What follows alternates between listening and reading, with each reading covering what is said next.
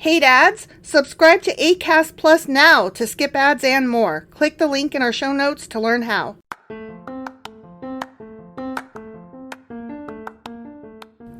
Welcome to Sacrilegious Discourse. I'm husband. And I'm wife. Together, we're reading the Bible for the very first time. We grew up without religion and wanted to know what all the fuss was about. Well, what have we learned so far? That God is a dick, and apparently some people believe in talking donkeys? We're not trying to pass ourselves off as experts. Nope, we're just reading the Bible for the first time and giving our first take reaction. If you'd like to join us in this venture, you might consider starting at episode 1. Otherwise, jump in wherever you like. All right, let's go read the Bible. Yeah, let's get to it.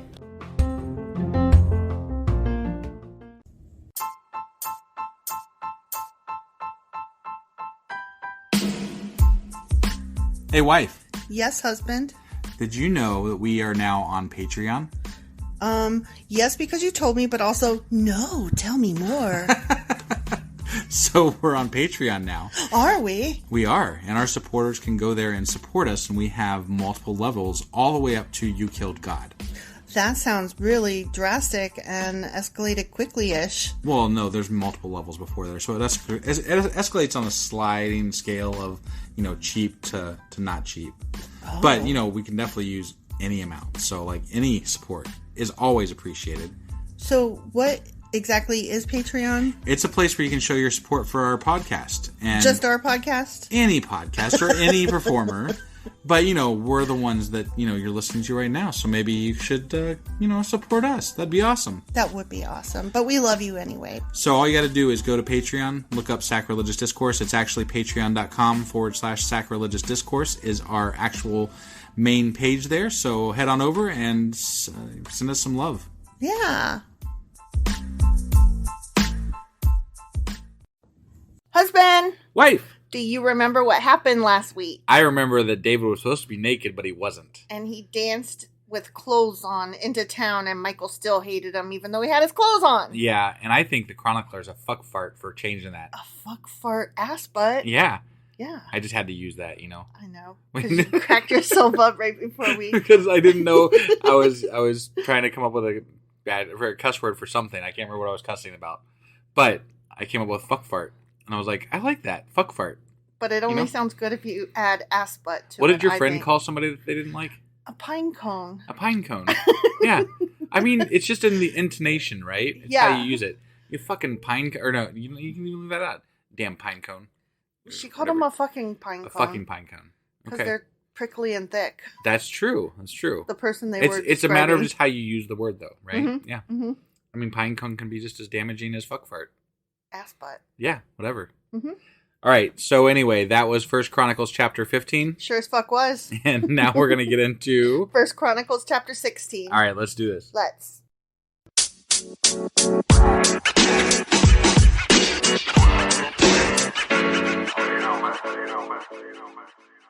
Okay, 1 Chronicles chapter 16. Okay. They. Them guys. Those guys. They brought the Ark of God and placed it inside the special tent. So special. That David had prepared for it. Is your tent special, baby? Nice tent. And they presented burnt offerings and peace offerings to God. Yeah. When he had finished his sacrifices, David blessed the people in the name of the Lord. Then he gave to every man and woman in all Israel a loaf of bread, a cake of dates, and a cake of raisins. I don't believe that. I don't believe that either. I think that is exaggeration. That is exaggeration. Every person. How the fuck did he cook that much? Right? And did he? Because no, he didn't. Yeah, no, that's ridiculous. No. I don't believe it. He had a lot of loaves of bread. That some women made. That some women made, yeah. Not him. And they gave them to as many people as they could. Mm-hmm. Maybe. And then they ran out. Maybe. And then they ran, yeah. Yeah. David appointed the following Levites to lead the people in worship before the ark of the Lord, to invoke his blessings, to give thanks, and to praise the Lord, the God of Israel. Oh, praise the Lord, the God of that small circle. Alleluia, alleluia. That one? Mm-hmm. Mm-hmm. Asaph, the leader of this group, sounded the cymbals. Ping.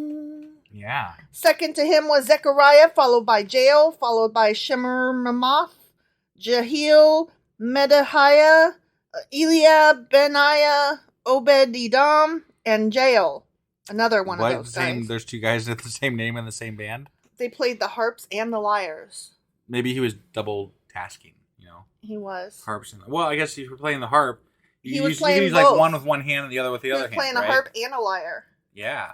That sounds like a really cool name for a band, though. The Harps and the Lyres. Yeah. I like that. Right? I like that, yeah. The priests, Benaiah and Jahaziel, played the trumpets regularly before the Ark of God's Covenant.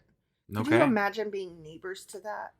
No. I hate it when the neighbors play music too loud. It was right near the the castle, so I bet that there wasn't a lot of neighbors. They were probably a good distance away from the king needs a space, right? You're killing me because I was just being silly. I'm sorry. I was just trying to imagine what it was like. You're being actually guy. I'm sorry. I was just trying to imagine what it would actually be like. Yeah.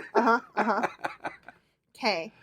On that day. Yeah. That one. day. Yeah. Mm-hmm, David gave to Asaph and his fellow Levites this song of thanksgiving to the Lord. Okay. Is it a fucking song? It's a song. God damn it. Give thanks to the Lord and proclaim his greatness. Let the whole world know what he has done. Sing to him, yes, sing his praises. Tell everyone about his wonderful deeds. What about his shitty deeds? Like the ones, where he killed tons of people. Just saying. Exult in his holy name. Rejoice, you who worship the Lord. Search for the Lord and for his strength. Continually seek him.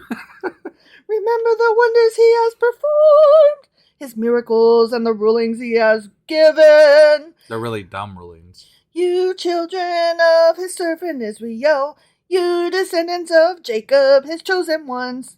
He is the Lord our God. You remember he chose them reluctantly. He doesn't even really like them. No, he really doesn't. Saying. But he is the Lord our God. You're not. His justice is seen throughout the land. The land, that one little place, but nowhere else on the planet. Right.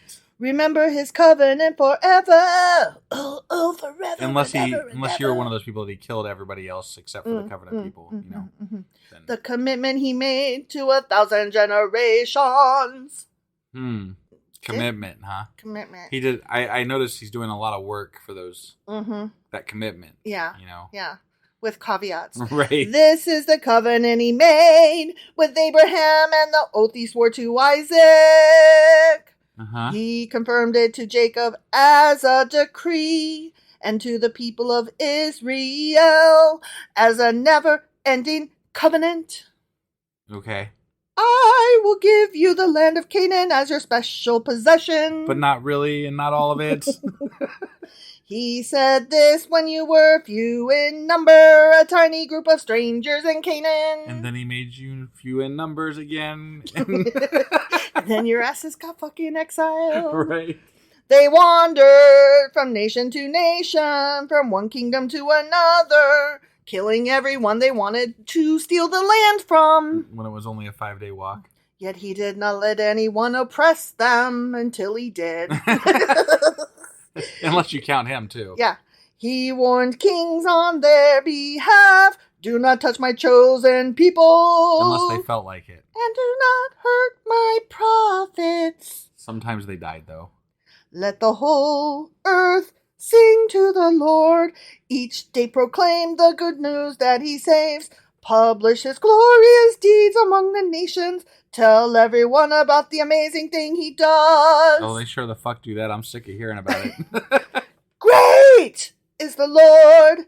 He is most worthy of praise. He is to be feared among all gods. Above all gods, not among. Those other gods. Yeah. The ones that are there, but not him. Right, because the gods of other nations are mere idols, but the Lord made the heavens.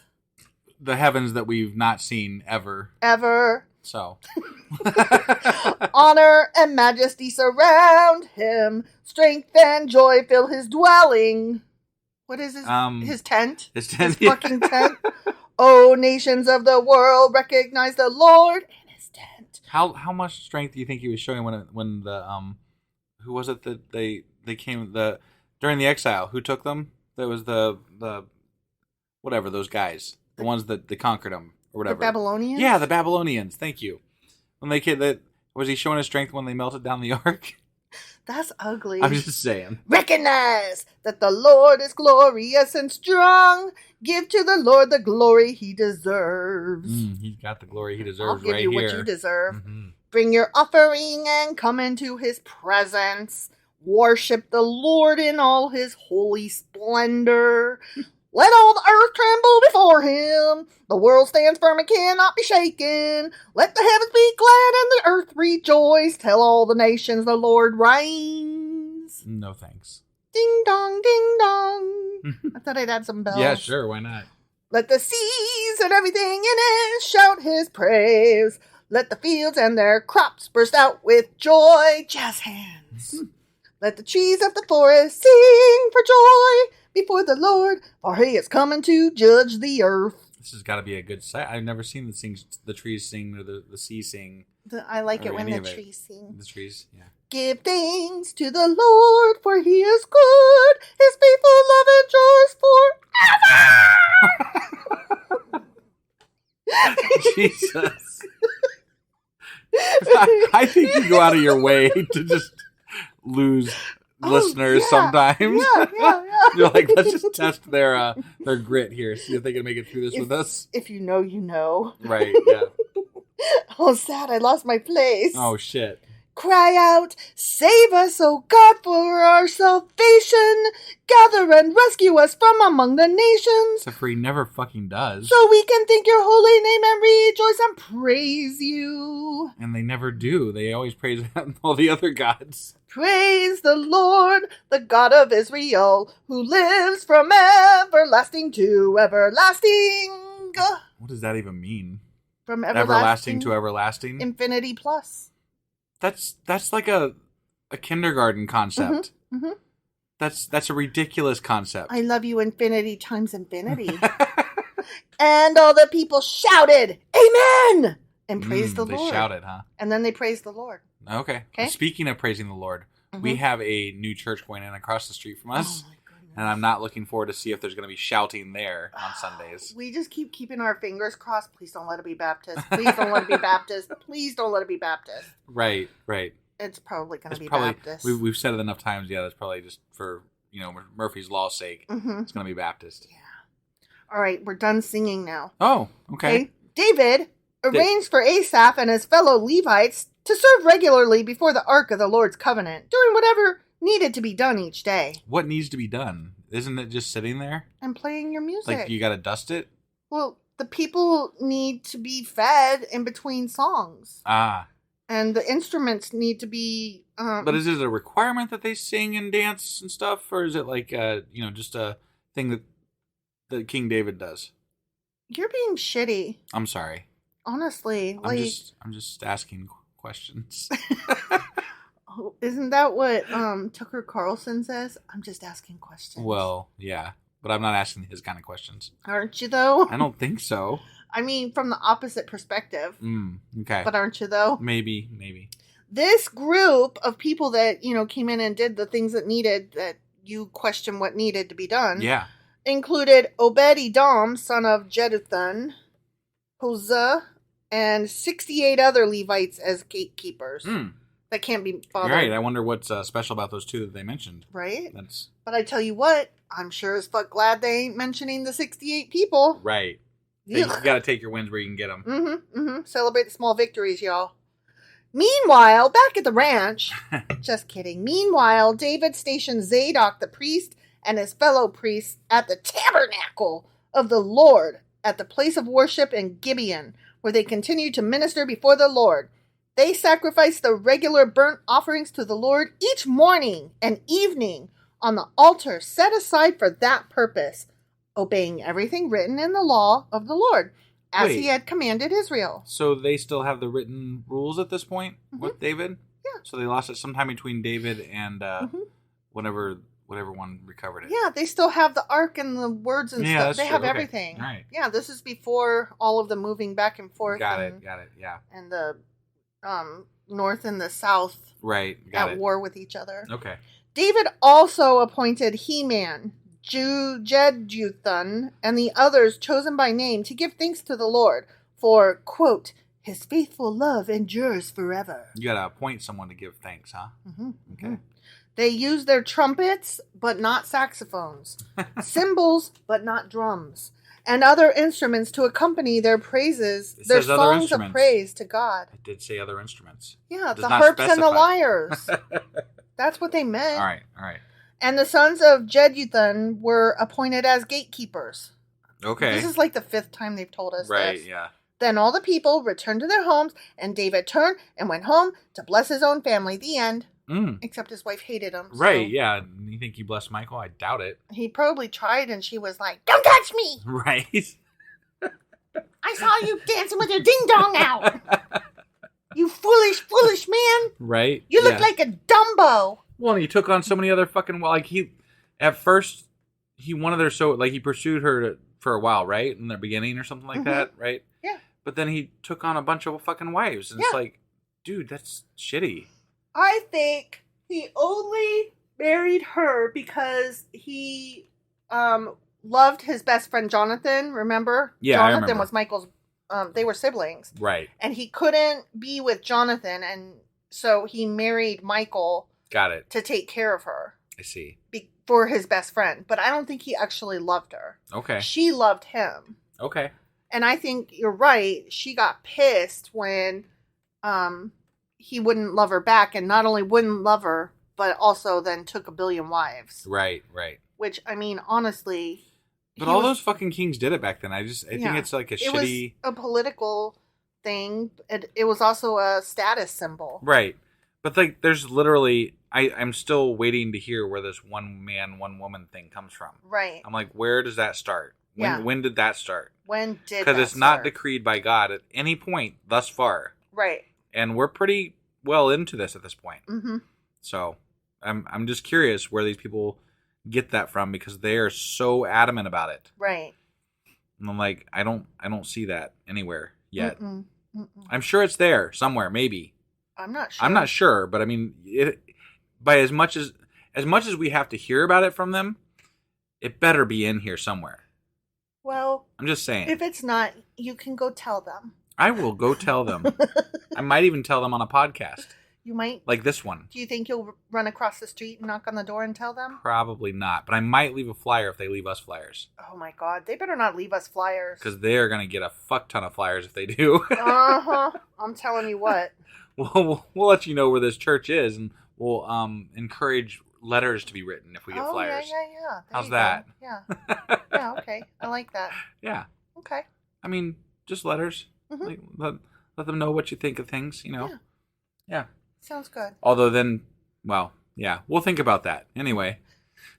I don't know if we want to do that. But anyway, that was First Chronicles chapter 16. Sure as fuck was. And tomorrow we'll be back with First Chronicles chapter 17. We'll see you then. Bye.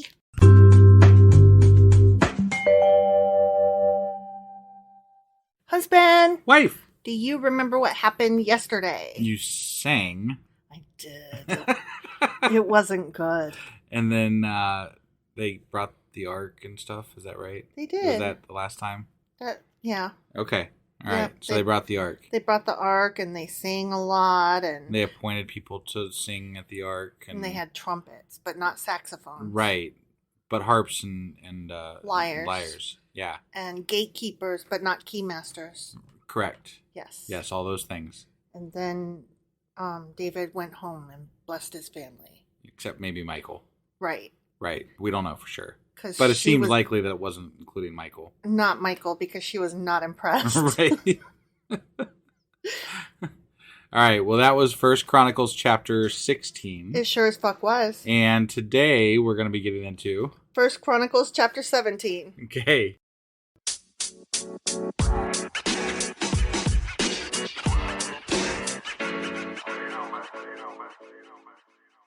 Okay, First Chronicles chapter 17. Okay.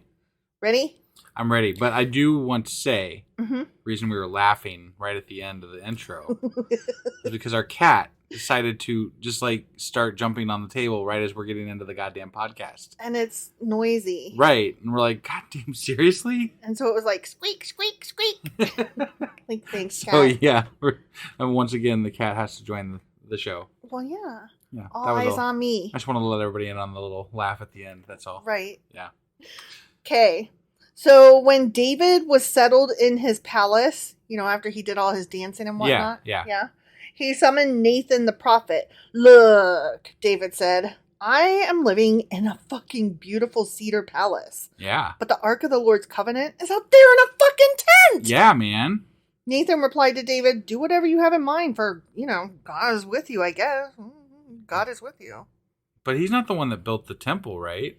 But that same night, God said to Nathan, excuse you, go and tell my servant David, this is what the Lord has fucking declared. I was going to say it was Solomon, right? Yeah. Yeah. You are not the one to build a house for me to live in. I have never lived in a house, asshole, from the day I brought the Israelites out of Egypt until this very day. Hello, David. But he's still going to have somebody at some point build him a fucking temple. But he's like, but it's not you. Right. My home has Wouldn't you be slighted a little bit if you were David? Like, dude, what do you mean somebody's going to build it but not me? He's like, what if I want to build you the fucking temple, asshole? Well, I'm God and I'm saying no. My home has always been a tent, moving from one place to another in a tabernacle. Yet, no matter where I've gone with the Israelites, I have never once complained to Israel's leaders, the shepherds of my people. I mean, hello, right? I have never asked them, why haven't you built me a beautiful cedar house? No, go and say to servant David, this is what the Lord of heaven's armies has declared. I took you from tending sheep in the pasture and selected you to be the leader of my fucking people, Israel.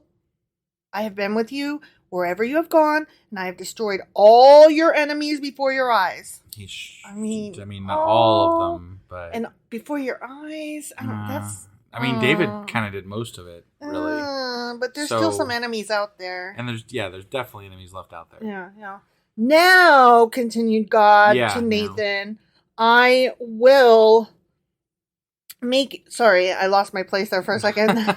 I will make your name as famous as anyone who has ever lived on the fucking earth. He's pretty big on hyperbole, isn't he? Mm-hmm. Like, that's why I add F-bombs, because that's the way he talks, Right, yeah. And I will provide a homeland for my people Israel, planting them in a secure place where they will never be disturbed. You mean except for that exile that happens to the Babylonians? So when you say never, you mean sometimes. Yeah. Evil nations won't oppress them as they've done in the past. Except for the Babylonians. Except for when they do. Yeah. Starting from the time I appointed judges to rule my people Israel, and I will defeat all your fucking enemies. How about that? Yeah, except I don't. He doesn't. Right. Furthermore, I declare that the Lord will build a house for you, a dynasty of kings. Okay. For when you die and join your ancestors, I will raise up one of your descendants, one of your sons, and I will make his kingdom strong. Okay? I guess, but that's kind of when all the shit starts going haywire. And he is the one who will build a house, a temple for me, stupid face. Yeah. And I will secure his throne forever. Not you, okay? This other guy. But forever, though? I know, forever. Where's the Ark? Mm-hmm. I don't know where the Ark is. Do you know where the Ark is? Have you seen it? It's either in the Vatican or got melted during the Babylonian exile. Is it in our extra room? That's where it is. It's in our extra room. I, continued God, will be his father, and he will be my son. I gotta interject here real quick though. I wonder, does everybody have an quote unquote extra room? No. No? You don't think so? No. Like just a room that you just toss all your unwanteds into. No. Like, hey, I don't know what the fuck to do with this, so there it goes. It's in the quote-unquote extra room. No, they have an extra closet if they don't have an extra room. Okay. Everybody's got an extra drawer, an extra space. We just needed a bigger space, so we had an extra room. Well, we need to pare down is what. Okay, so God is talking about he's going to be the guy's father, and the guy's going to be his son. Yeah. I, continued God again, will never take my favor from him as I took it from the one who ruled before you. Wait, if I recall correctly, we're talking about Solomon here, right? Because he's the one that's going to build the ark, or the throne room, whatever the fuck it is. Christians would say, no, he's talking about Jesus someday. Okay, but he's not. But right. He's talking about Solomon. Because right? they didn't know yet. Yeah, right. So, do you recall what happened at the end of the book where Solomon was like, and then God hated them right at the end? And it was like, and listed off a whole litany of things that he didn't just like. all of a sudden. Like, and this, and this was bad. Not least of which he had 1,000 wives. Right? 1,000 fucking wives. Yeah. Jesus Christ. That's over 3 years of fucking without having the same person, you know? Yeah. Like, how do you even keep track of that many people? And that's assuming that you do it every day. Right, yeah. No rest for the wicked. Right, I hope you like to fuck every day. That's just insane. That is a lot of fucking. That is a lot of fucking. I mean, I guess guys maybe like it more often than women usually, but I don't know. I mean, that is a lot of sex. I feel like it was just like, you know how people buy a Corvette in their midlife crisis?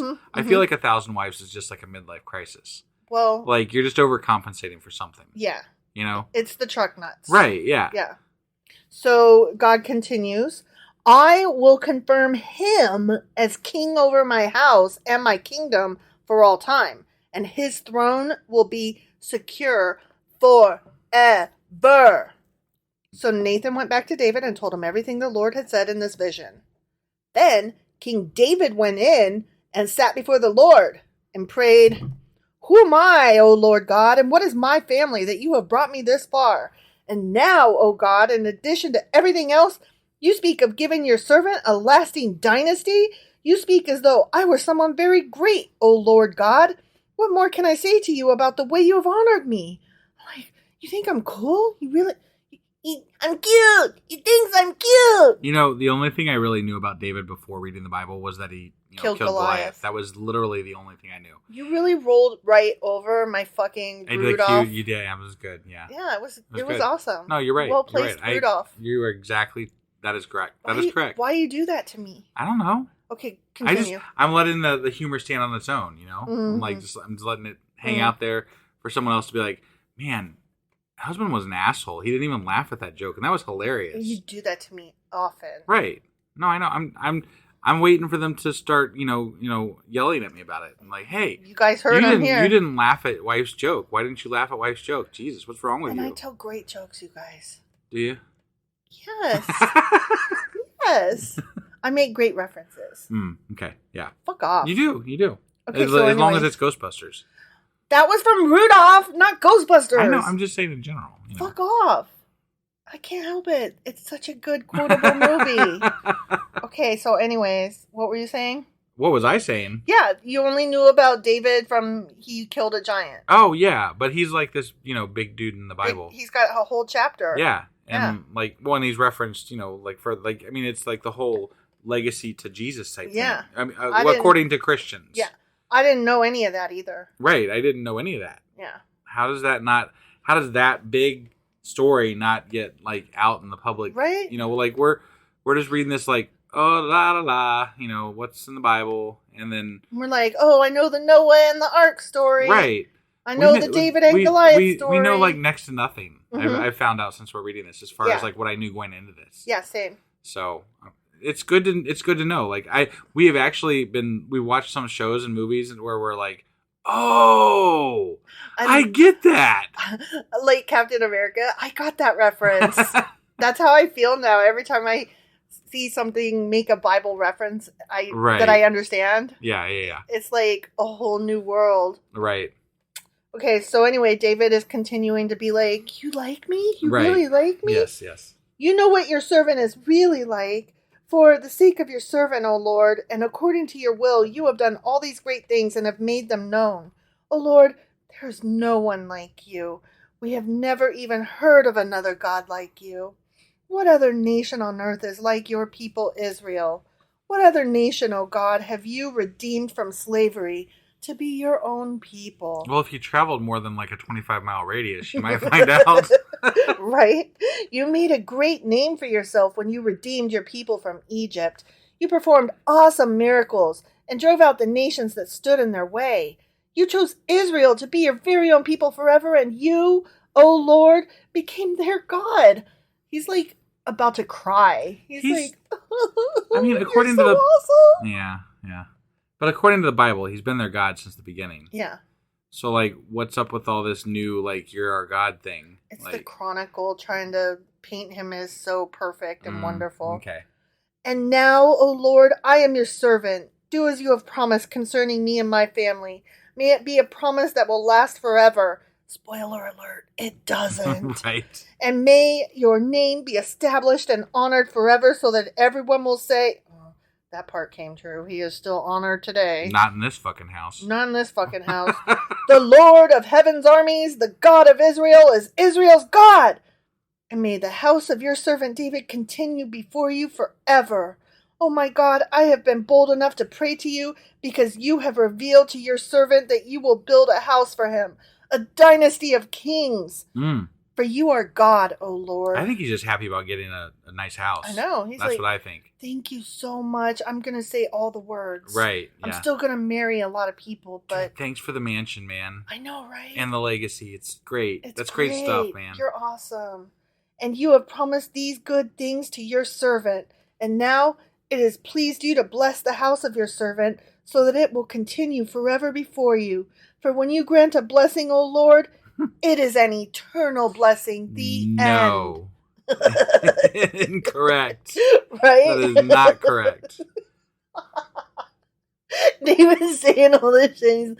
I just love how God and David keep being like forever, eternally, always, it's like a never ending. Letter. I know, but My it's God, like guys. all of these like get a room. Well, yes, but the words that I was saying specifically were all very. It does come to an end. It's not forever. Right. It's not eternal. Yeah. No, definitely. Like it's all caveated with what, like, when something goes wrong, they're like, well, he didn't really mean that way. He meant that they had to love him the most to keep it up. But he's still going to honor it later on because we're going to keep one person alive to make sure that lineage still goes on and that the Bible is correct, sort of. Yeah. But, I mean, did you expect him to live up to it every century? Jesus, what's wrong with you? It's kind of like when me and you first got together and I would make you make me a promise and then you would make a promise not knowing that I actually meant for you to fulfill that promise. Right. And you would get so mad because I was mad. I didn't even understand the concept. Yeah, well, what do you mean? Actually have to follow through this all the time? What do you? Yeah. So what if I left the toilet seat up one time? I do it. I try my best. Jeez. I know, but I was but you promised, and I hated that so much. I stopped making promises. Well, okay, you're talking about trying to remember something. That's not the promises I'm talking about. My promises were when you were gonna quit smoking, and then you didn't. Oh, okay. And then you didn't tell me. Got and then I was so pissed, and so then I would be not that you were smoking. That's not what I was mad about. I was mad that you didn't tell me. Right. And then I would be you have to promise to tell me from now on, and then you didn't. And then, so I was but you promised. And then you were but I don't, what do you mean? I have to tell you every time? I'm that's exactly what the word fucking promise means. And you're that's impossible. I've never even heard somebody live to those rules like that. And I'm it's the literal definition of promise. And so, yeah. But it's just that you made me promise a lot of things. No.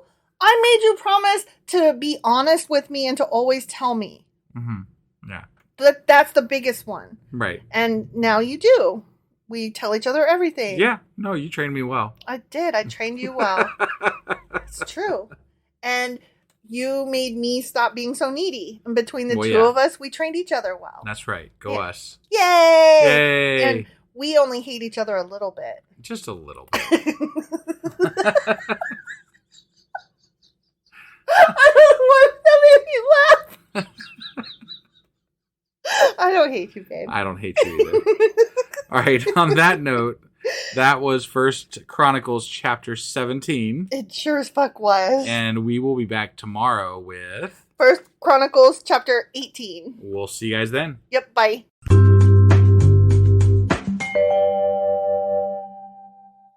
Husband! Wife! Do you remember what happened yesterday?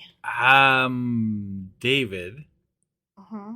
And I'm drawing a bit of a blank, actually. Okay, so here's what happened. Okay. God was like, bitch, did I tell you to build me a fucking house? And David was like, yeah. I love you. That's I right. love you. I love you. I love you. And that's what happened. I knew there was a love song, but I couldn't remember, what it... I knew they were, in love with each other over something. Marry praying me, God. and crap and whatever. You're so fucking awesome. I love you. But I didn't remember the context, so I didn't want to, say what I knew. Because it didn't fit in my head what it was. I love you. Yeah. Forever and ever. Yeah. That's what it was. Right. All right, so that was First Chronicles chapter 17. It was. And today we're going to be reading First Chronicles chapter 18. All right, ready to get into this? Mm-hmm. Let's do it.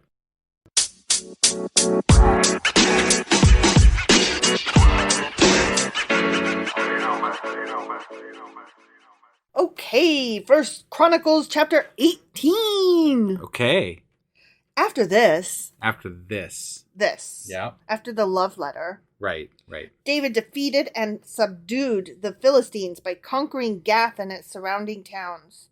Oh, after his love letter, he had went home and was blessing his family and shit. Right, and then he went right back out to kill people. Yeah. Okay. Yeah. Conquering. It's enough blessing on to death. Yes. Okay. Love me some good death and murder and mayhem. Yeah. David also conquered the land of Moab. He conquered it. And the Moabites who were spared became David's subjects and paid him tribute money. I thought Moab was supposed to have a pat. I don't remember if we covered this or not, but it seems like we did at some level. I thought Moab was supposed to have a pass. Because, remember they were right next to Moab when Balaam went over there to, supposedly was going to try to curse them for that king person. Yeah. And then they were like, nah, they're going to bless them anyway, but then they didn't fight. So I thought that they were spared for some reason, but I can't remember exactly what that was about.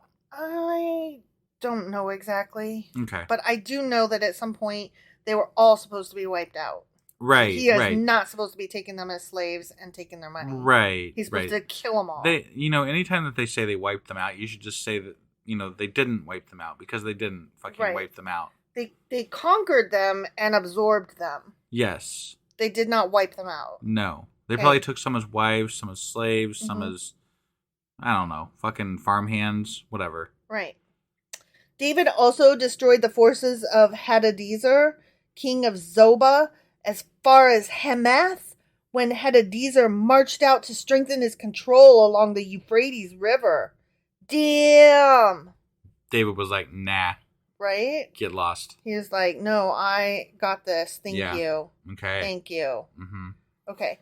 David captured 1,000 chariots, 7,000 charioteers, and 20,000 foot soldiers. I vaguely remember this. But why would you want to capture the foot soldiers? 20,000 at that. You gotta feed those fuckers. Feed them and worry about them resurrecting. Not resurrecting. What is it? Revolting. Whatever, yeah, that. That must mean they're revolting. Resurrecting. What am I trying to think of? Whatever, anyway. He crippled all the chariot horses. Oh, I remember that. Remember how upset I was? Yes, I do. But it turned out that there was a halfway decent reason for it. He couldn't afford to feed them all, and rather than let them starve to death. You could just let them loose. He could just let them loose. Yeah. I'm just saying, they could probably munch on stuff on the ground and figure out something. Yeah. Well, he crippled all the chariot horses except enough for 100 chariots. Right. Mm-hmm. When Arameans from Damascus arrived to help King Hadadezer, David killed 22,000 of them. Damn. That is a lot of people. Yeah. Then he placed several army garrisons in Damascus, the Aramean capital, and the Arameans became David's subjects and paid him tribute money. I'm sure they were real pleased with that. Very happy. Yeah, they were so so excited about this. They couldn't hardly contain themselves, I'm sure. Kind of like how Puerto Rico is. How we're like, we own you. You belong to us. You will pay us tribute money. I mean, yes, yeah. In a quote unquote more civilized way, but still. Right. True.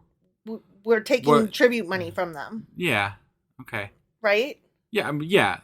I mean, we're doing the same. I mean, technically, they're for a lot of U.S. territories. citizens, but are they though? Yeah, they are. They are, but they aren't. U.S. citizens get to vote. Well, they could move to another place in the U.S. and they could vote. They're U.S. citizens, but they're just not allowed to vote in their place except for local elections, I think. Yeah. So, I'm just saying. Yeah. Are they really? I don't know. Honestly, I don't know enough about Puerto Rico to speak intelligently about it. And that's sad. I mean, although I don't know much about fucking, Idaho either, really. So. That's where the potatoes come from, yeah, that's right? all I know, yeah. And Wisconsin is the cheese. Right. That's all I know about that Puerto one, Rico's too. where, Trump threw the toilet paper. Yeah. And that's all I got. And also, they got decimated by the hurricanes. Well, yeah, I mean, that goes hand in hand with the toilet paper. With the toilet paper. Yeah. The paper towels. Yeah, paper, whatever. Yeah. He tossed something, I'm just saying, like, it's bullshit that we're taking all their tax money and then we're just like, but work that shit out for yourself. Honestly, I think it's bullshit they're taking my tax money as it is here and doing what they do with it, which is not much of anything. I have mixed feelings about taxes. I agree. I have such mixed feelings about taxes and levies. Like, I always vote to pass levies. All of them. Like, all of them across the board. But, like, then I'm like, but do the police need more money? That's what we should do our Patreon on. Oh, yeah. On taxes and voting and things like that. Yeah. Since we're coming up on, voting here in Ohio. Yeah. So. Okay. Don't you think? Yeah, we should. Yeah. Let's do that. I'm glad we sorted that out on the podcast here. Yeah. So the Lord made David victorious wherever he went. That's what the Lord did. Yeah. That's what he did. I wondered. Yeah. It wasn't the massive army that he had and the skilled leadership of, defeating armies. Right. It was God. It was God. It was all God. God did David, it. You know what? You might as well just forget about David completely. It could have been anybody. It could have been fucking, You. Yeah. It could have been you. Right? Yeah. Because it was God. It could have been our cat. Yeah. It doesn't even fucking matter who it was. Fido the dog. Fill in the blank. Whatever. Goddamn pumpkin. David brought the gold shields of Hadadezer's officers to Jerusalem, along with a large amount of bronze from Hadadezer's towns of Tabah and Kun. Mm-hmm. Later, Solomon melted the bronze and molded it into the great bronze basin called the Sea. That he did. The pillars and the various bronze articles used at the temple. And later, hot tub. the Babylonians took melted all that shit and melted it down. Yep. Along with the ark. If it wasn't already. I mean, where else would it have gone? Yeah. It's not here. No. No one knows where it's at. And that dude conquered all of Israel. He conquered the fuck out of it, and he melted everything. Yeah, he was melting shit left and right. Why wouldn't he melt the fucking ark? Right. That would have been a prize. Right in the melter. That would have been a big prize for him. Yeah. When King Toi, or Toi, T-O-I, Toi, of Hamath heard that David had destroyed the entire army of King Hadadezer of Zobah, he sent his son Joram to congratulate King David for a successful campaign. Oh, I remember this. Smart. Oh, I remember this because then he brings prizes and then they're like, you are probably here to spy and insult us, so we're going to kill you. Right. I bet that's what happened. I think that's what happened. Okay, all right. Hadadezer and Toi had been enemies and were often at war. Joram presented David with many gifts of gold, silver, and bronze. Later, I'm sorry, I don't know where I got the word later. It doesn't say later at all. Not later. Nope. Right now. Right then. Right then. King David dedicated all these gifts to the Lord, along with the silver and gold he had taken from the other nations. What does it mean to dedicate it to the Lord? Do you still get to keep it? Do you still get to spend it? Probably. Is it something that you still acquire for yourself, but also for the Lord? Or is it just specifically like in a drawer that you said that you mark Lord? Lord. I mean, it probably goes to the temple. So more decorations and shit like that. Got it. Okay. So that the Babylonians can melt it down later. Yeah. So he dedicated all these gifts to the Lord, along with the silver and gold he had taken from the other nations, from Edom, Moab, Ammon, Philistia, and Amalek. Okay. Abishai, son of Zeruiah, destroyed 18,000 Edomites in the Valley of Salt. He placed army garrisons in Edom, and all the Edomites became David's subjects. In fact, the Lord made David victorious wherever he went. Yeah. Great. Well, they didn't mention that. They didn't. But remember who's writing this. Yeah, the chronicler. I don't know for sure that that's what happened with that story, but I vaguely remember the same story you do with the guy. Somebody brought some king. I thought it was David, but it could have been somebody else. And then there was, and they were like, wasn't it Joab that was like, I think he's here to spy or something, trick us or whatever. This is insulting. He's insulting us, and we were like very confused, like, the fuck? Yeah, but they're also trying. The chronicler is trying to make David seem like he just shits gold. Yeah. So he does shit gold, and his farts smell like roses. And speaking of which, I did. Okay, so this is completely off subject. Okay. But I did this job for a while when I was younger. Okay, I thought you were going to talk about shit. I mean, I am kind of going to talk. Are you not serious? A little bit, but I mean, not really, but kind of. Okay. So, we used to clean out HUD homes for, we would clean up and stuff, and then we would put it all in this, dump truck that we had, and we would take it to the dump. Well, the dump is just this big mound of fucking crap. I mean, just garbage, shit, whatever. It's awful. Okay, are you saying literal shit or it garbage? Smelled like literal shit. Oh, so okay. I don't know that there was literal shit, but it smelled like literal shit. But then inside rotting stuff of people's fridges. Yeah. Okay. Yeah, basically. Okay. And anyway, they had these big towers throughout the dump that sprayed smelly good shit. And are you serious? It smelled so fucking horrible. Are you serious? Oh yeah, yeah. Rosy shit. Yeah, oh my God. To keep it from smelling so bad. That's ridiculous. But it smelled just imagine the worst smell you've ever smelled. The worst fart you've ever smelled. Right? And then imagine you're trying to cover it up with just the smallest spritz of rose colored or rose smelly good stuff. It's like when you poop and you only have dollar store bathroom spray. Yeah. And then you spray it and it doesn't smell good really. Mm-hmm. And it doesn't really disguise the poop smell. Right. So now you've got poop and gross, not great smell of and then spray. You're in a conundrum, right? Because then you got to determine whether you just hang out in the bathroom for a while till the smell dissipates, right? Or if you just go out and hope nobody walks in after you, right? Right. And either way, yeah, you're the pooper, right? Yeah. Either way, yeah, they're gonna know. Yeah, it was you. You're the pooper. That was your shit, and it stank. It did. Yeah. And I now in my 40s, I'm like, whatever, we all poop, so I just walk out, and I'm like, yep.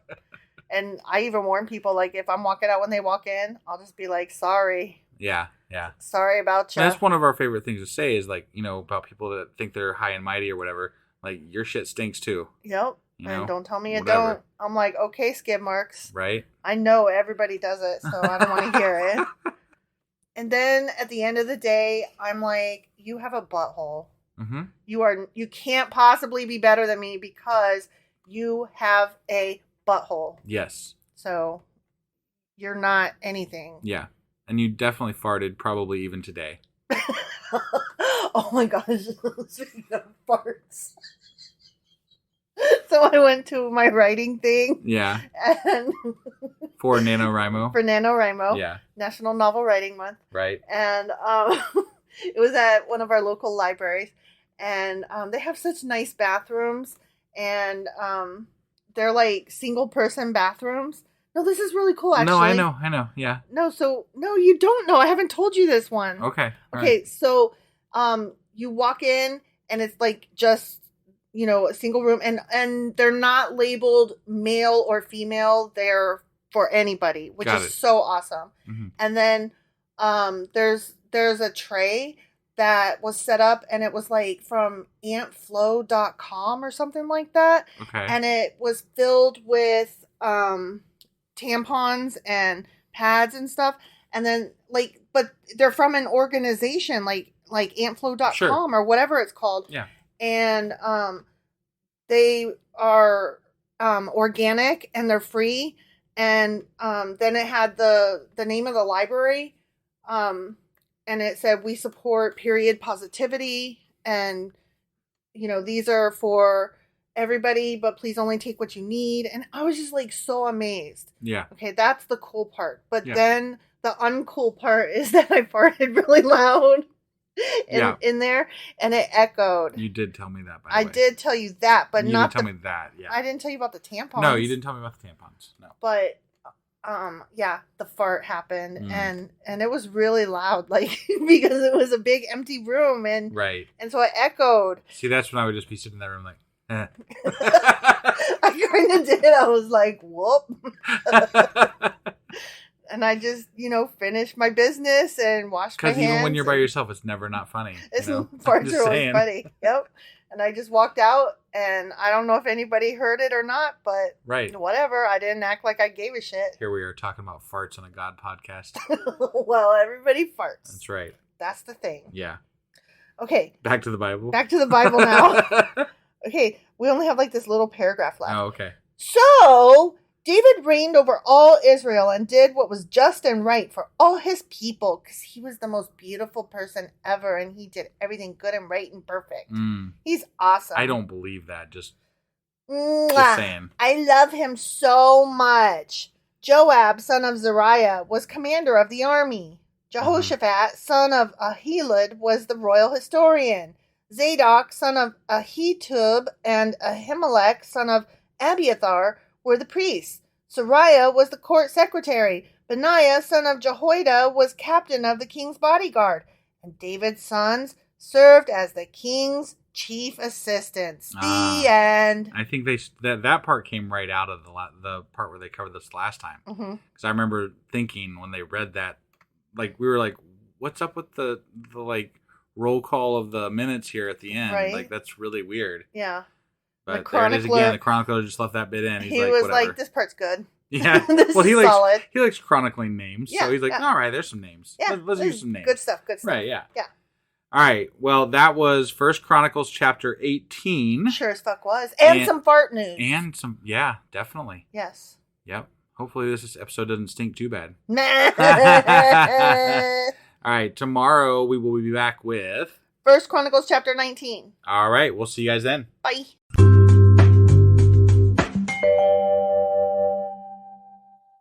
Husband. Wife. Do you remember what happened yesterday? Farts and David? David is awesome. And we talked about farts. David and farts. David and farts. Yeah. That was basically it, wasn't it? That was basically it. You got anything to add to that? Nope. Okay. Everybody farts except David. At least according to the chronicler. Yep. So that was 1 Chronicles chapter 18. Sure as fuck was. And today we're going to be getting into 1 Chronicles chapter 19. All right, let's go do this. Yep.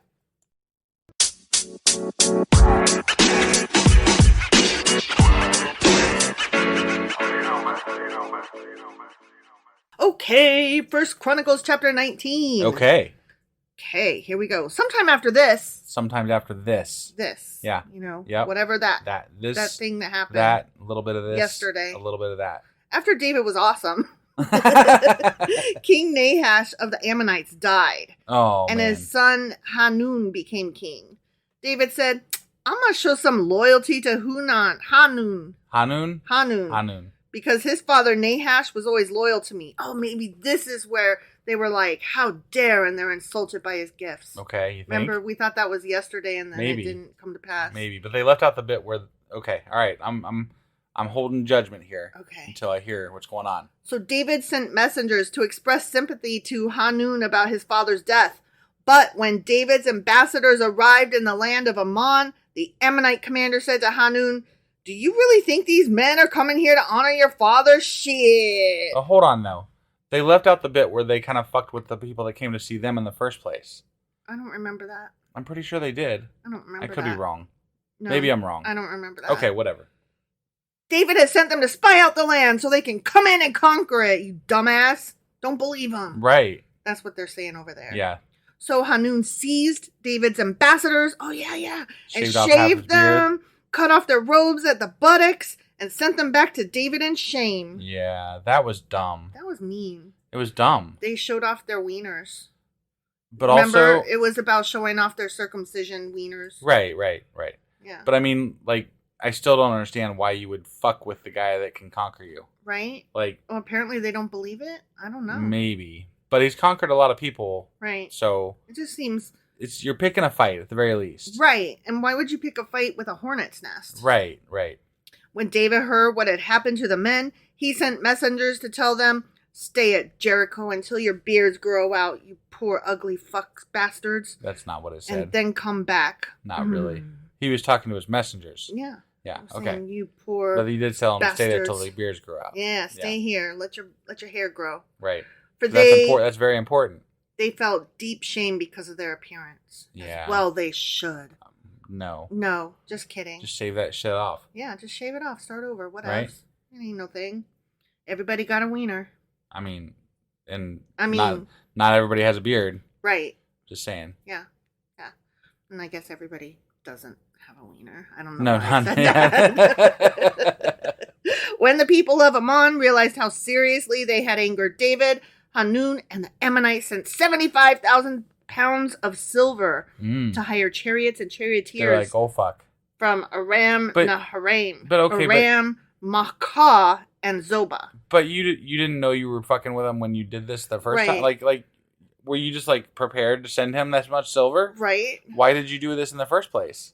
Well, they're like, they picked a fight, and then they're like, oh shit, we picked a fight. And so then they're not sending silver to David to say, sorry. They're sending silver to these other guys to gear up for war. Right. So they weren't prepared to send it to David. Oh, okay. You weren't listening. I thought they said they sent gifts to David. No, I was literally reading it when you, were talking over me. Oh, I apologize. Yeah. Hanun and the Ammonites sent 75,000 pounds of silver to hire chariots and charioteers from Aram Naharaim, Aram Maacah, and Zobah. See, I knew what you were saying, and I was trying to finish it. I wasn't listening. I'm sorry. I know. I missed that. I'm sorry. You fucked that up. I suck. Okay, so they were like, oh shit. Yeah. Oh shit, that time when we picked a fight. Yeah. And so now they're like, now we gotta fight. We gotta get an army quick. Yeah. They also hired 32,000 chariots and secured the support of the king of Maacah and his army. These forces camped at Medeba, where they were joined by the Ammonite troops that Hanun had recruited from his own towns. Okay. He's like, you guys, we gotta go fight. Right. Because I felt like fucking with somebody. Yeah. This is the find out phase of fuck around. When David heard about this, he sent Joab and all his warriors to fight him. Get him! Yeah. The Ammonite troops came out and drew up their battle lines at the entrance of the city, while the other kings positioned themselves to fight in the open fields. I think it would be fun to gather all the kings up and just put them all in an empty swimming pool and be like, okay, you guys all fight it out now. Just the kings. Right. Just the kings. Well, that was always like, why don't you just let the people that are in charge fight? Yeah. Like, then you don't gotta kill a bunch of people. Exactly. When Joab saw that he would have to fight on both the front and the rear, he chose some of Israel's elite troops and placed them under his personal command to fight the Arameans in the fields. He left the rest of the army under the command of his brother Abishai, who was to attack the Ammonites. If the Arameans are too strong for me, then come over and help me, Joab told his brother. And if the Ammonites are too strong for you, I will help you. What if they're too strong for both of them? We asked that same question the first time that we read through this. Yep. Be courageous, continued Joab. Let us fight bravely for our people and the cities of our God. May the Lord's will be done. That's the answer to that question. Okay. It's all about the Lord's will, not the size of the army or how well you fight. Right. Or how skilled you are. Right. Even if you fight great, but you're not skilled. Oh, wells. Yeah. When Joab and his troops attacked, the Arameans began to run away. Oh. When the Ammonites saw the Arameans running, they also ran from Abishai and retreated into the city. Sounds like an easy battle. Right? Yeah. Then Joab returned to Jerusalem. The Arameans now realized that they were no match for Israel. Yeah. So they sent messengers and summoned additional Aramean troops from the other side of the Euphrates River. Wait, were they no match for Israel or no match for God? Because I thought God that's a good was, question. you know what I mean? Like, was it the God or was it Israel? True. I mean, that's a fair question. Right. These troops were under the command of Shobach, the commander of Hadadezer's forces. When David heard what was happening, he mobilized all Israel. He got on his cell phone and he was like, everybody come. He crossed the Jordan River and positioned his troops in battle formation. Then David engaged the Arameans in battle and they fought against him. Yeah. That's what happens when you go fight. Right. But again, the Arameans fled from the Israelites. This time, David's forces killed 7,000 charioteers and 40,000 foot soldiers. Damn. Including Shobach, the commander of their army. I think by now, David must be up to the hundreds of thousands. Mm-hmm. You know, not the tens of David thousands. has right? his hundreds of thousands. Right. When Hadadezer's allies saw that they had been defeated by Israel, they surrendered to David and became his subjects. After that, the Arameans were no longer willing to help the Ammonites. The end. Yeah. Okay. That's all. Sometimes David does it. Sometimes the armies do it. Sometimes Israel does it. Sometimes God does it. Sometimes you feel like a nut, and sometimes you don't. That is true. That's true. All right. Well, that was 1 Chronicles chapter 19. Sure as fuck was. And tomorrow we will be back with 1 Chronicles chapter 20. All right. We'll see you guys then. Okie dokie.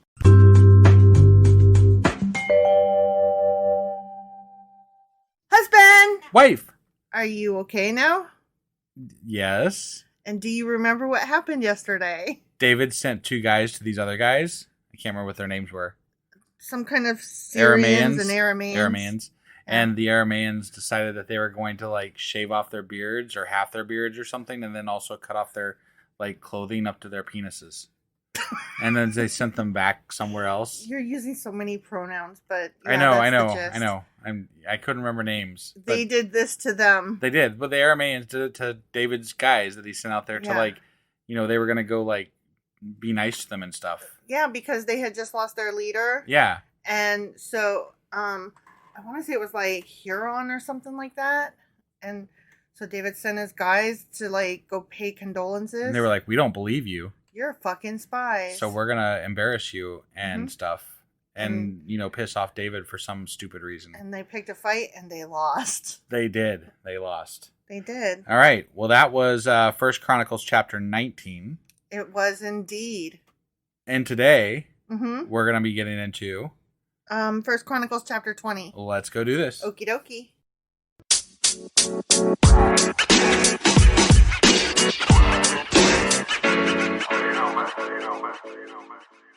Okay, so we're about to do 1 Chronicles chapter 20, but I gotta say something real quick first. Do you now? Yeah, so if y'all thought that intro that we just did was bad, you should have heard the one that we first recorded, which is why I said, are you okay couldn't now? remember anything. I go, do you remember what happened? And you were like, I, they, he, and I go, did you fall out of a wagon and hit your head? What's wrong with you? It was pronoun hell. It was worse than the one we just did. Yeah. It was like, you thought the last one was pronoun hell. This one was pronoun hell times a million. Infinity. Eternal. Yeah. Like David's love for God. And Jonathan. Yeah. All right. So let's get into this. Okay. In the spring of the year. In the spring of the year. Okay. Yeah. When kings normally go out to war. That was like the same wording they used before back when they were talking about this the first time. Okay, but I don't remember that. But I'm confused about how, you know, that time of year when kings always go to war because they always do. Yeah, it's just normal. Commented on that the last time. Did we really? We did. Yeah. Well, it's still what the fuck. Right. No, it's really weird way to word it. You know, kings go to war. Yeah. Every spring, kings go to war. That's just what they do. Yeah. They pull out their galoshes and their umbrellas and... It's wartime! Let's go! Let's go war! Joab led the Israel army in successful attacks against the land of the Ammonites. In the process, he laid siege to the city of Rabbah, attacking and destroying it. Wait, I feel like we're coming up on Bathsheba here. And Bathsheba didn't look real good for David. So I wonder how the chronicler is going to cover this. I don't think that's this chapter. No? But it's soon. Yeah, I think it's soon. Okay. And I wonder if he's going to skip it entirely. Right? I'm curious. However, pause for effect, David stayed behind in Jerusalem. Yeah. Then David went to Rabbah and removed the crown from the king's head, and it was placed on his own head. I feel like they skipped some shit there. Yeah. Because didn't Joab come back and give him shit for not going in the first place? Yeah, he was like, you cry more for your fucking enemies than you do your own men. Right, and this is why I'm thinking this is around the time of Bathsheba, because I thought it was that same time that he was up watching her naked on the top of his rooftop while they were off at war. You could be right. I don't know. I could be really wrong too, but I think that that's correct. Okay. Well, the crown was made of gold and set with gems, and he found that it weighed 75 pounds. Yeah, I do remember that part. Yeah. 75 fucking pounds. It's ridiculous. Put that on my head. Get the fuck out of here. Yeah. I mean, okay, like I babysit a kid, and how much would you say a 2-year-old weighs? I mean, probably like 40 or 50 pounds. 40 or 50 pounds? Well, when I pick him up now, I'm like, my God, you're fucking heavy. Right, yeah. And that's just a little 2-year-old. Right. I can't even imagine if I had to put that 2-year-old on my head as a hat. I'd be like, I'm only wearing this for like a second because that's about all I can stand. So basically, I would be putting the weight of 2-year-olds on my head as a hat. Right. I'll take a hard pass on that one. Yeah, that's stupid. David took a vast amount of plunder from the city. Of course he did. Vast. He also made slaves of the people of Rabbah, because that's what you do every spring. Right, yeah, slaves are good in God's world. And forced them to labor with saws, iron picks, and iron axes. Kind of like what Brittany, what's her name, is going to have to do in Russia, because she got sentenced to 9 years in a hard labor camp. Oh, wow. Yeah. That sucks. Grimer. Grimes. Grimer? Griner. Brittany Griner. We're close. Yeah. Yeah. Yeah. Yeah, that sucks, and I don't understand why we can't get her out of there. I do understand. If the political climate was better, we probably could, but unfortunately. It's just bullshit, though. Oh, I agree. Total bullshit. Yeah. Anyway, so yeah, she's going to have to go do hard labor like the slaves here. Right. That is how David dealt with the people of all the Ammonite towns. Then David and all the army returned to Jerusalem. Whee! La la la. You guys la, just la, la. work for us, and we're gonna go away now. Yep. Keep working. Happy Easter. Keep working, or we'll kill you. After this, war broke out with the Philistines at Gezer. As they fought, Sibbecai from Hushah killed Saph, a descendant of the giants. Oh man! And so the Philistines were subdued. During another battle with the Philistines, Elhanan, son of Jair, killed Lami, the brother of Goliath of Gath. Damn. I remember that. They did cover that. Yeah. I wonder if he was just as big or like, I don't know. I don't know. Right. He's Goliath's brother. Like I'd feel that would suck to be somebody's brother and he was like, giant. And you're like not a giant.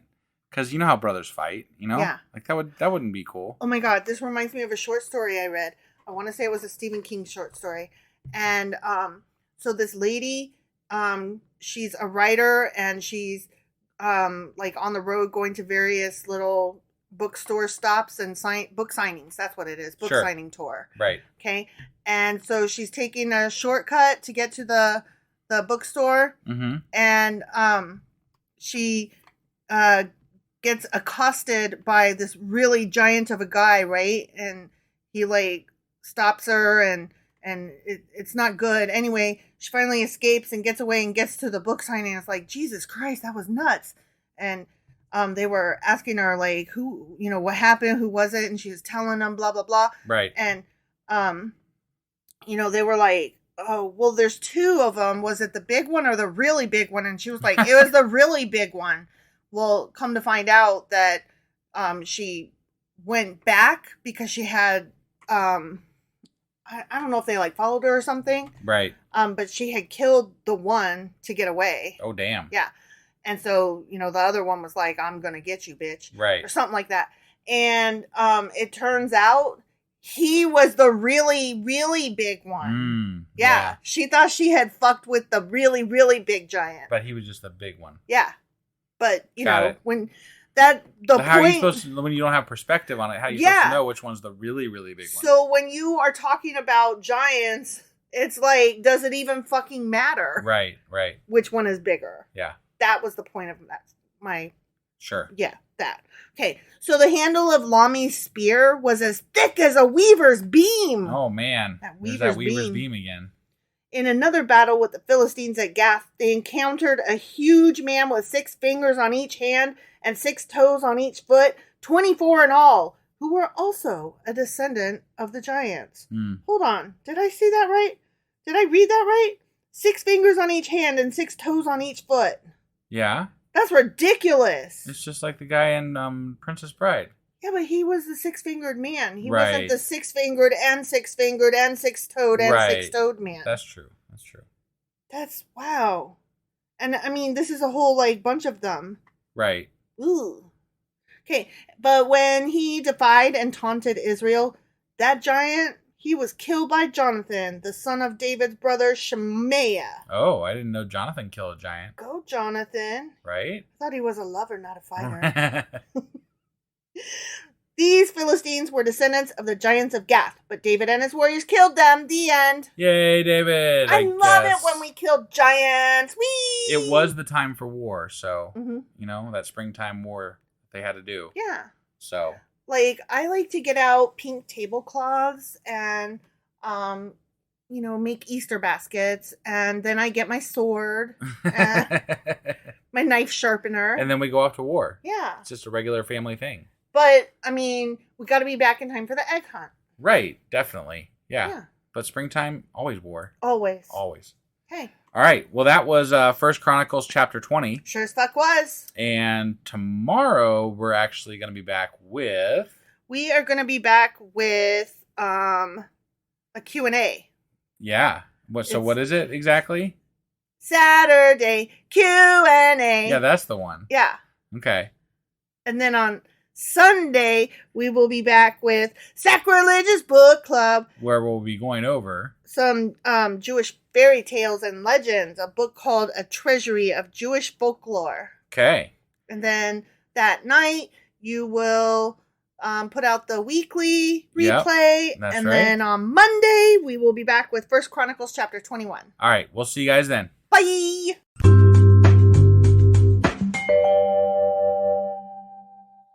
Husband! Wife! Do you know what today is? I do. What is it? It's a day. It's Q&A Saturday. That is correct. That's what it is. So what are we Qing and Aing today? We are going to talk about David, and we are going to talk about the Moabites. Oh, okay. And this is covering chapters 11 through... No, 16 through 20. Man, I'm like a week behind, apparently. You are, right? All right. So go ahead and get into this, I guess. Yeah. Let's do it. Let's do it.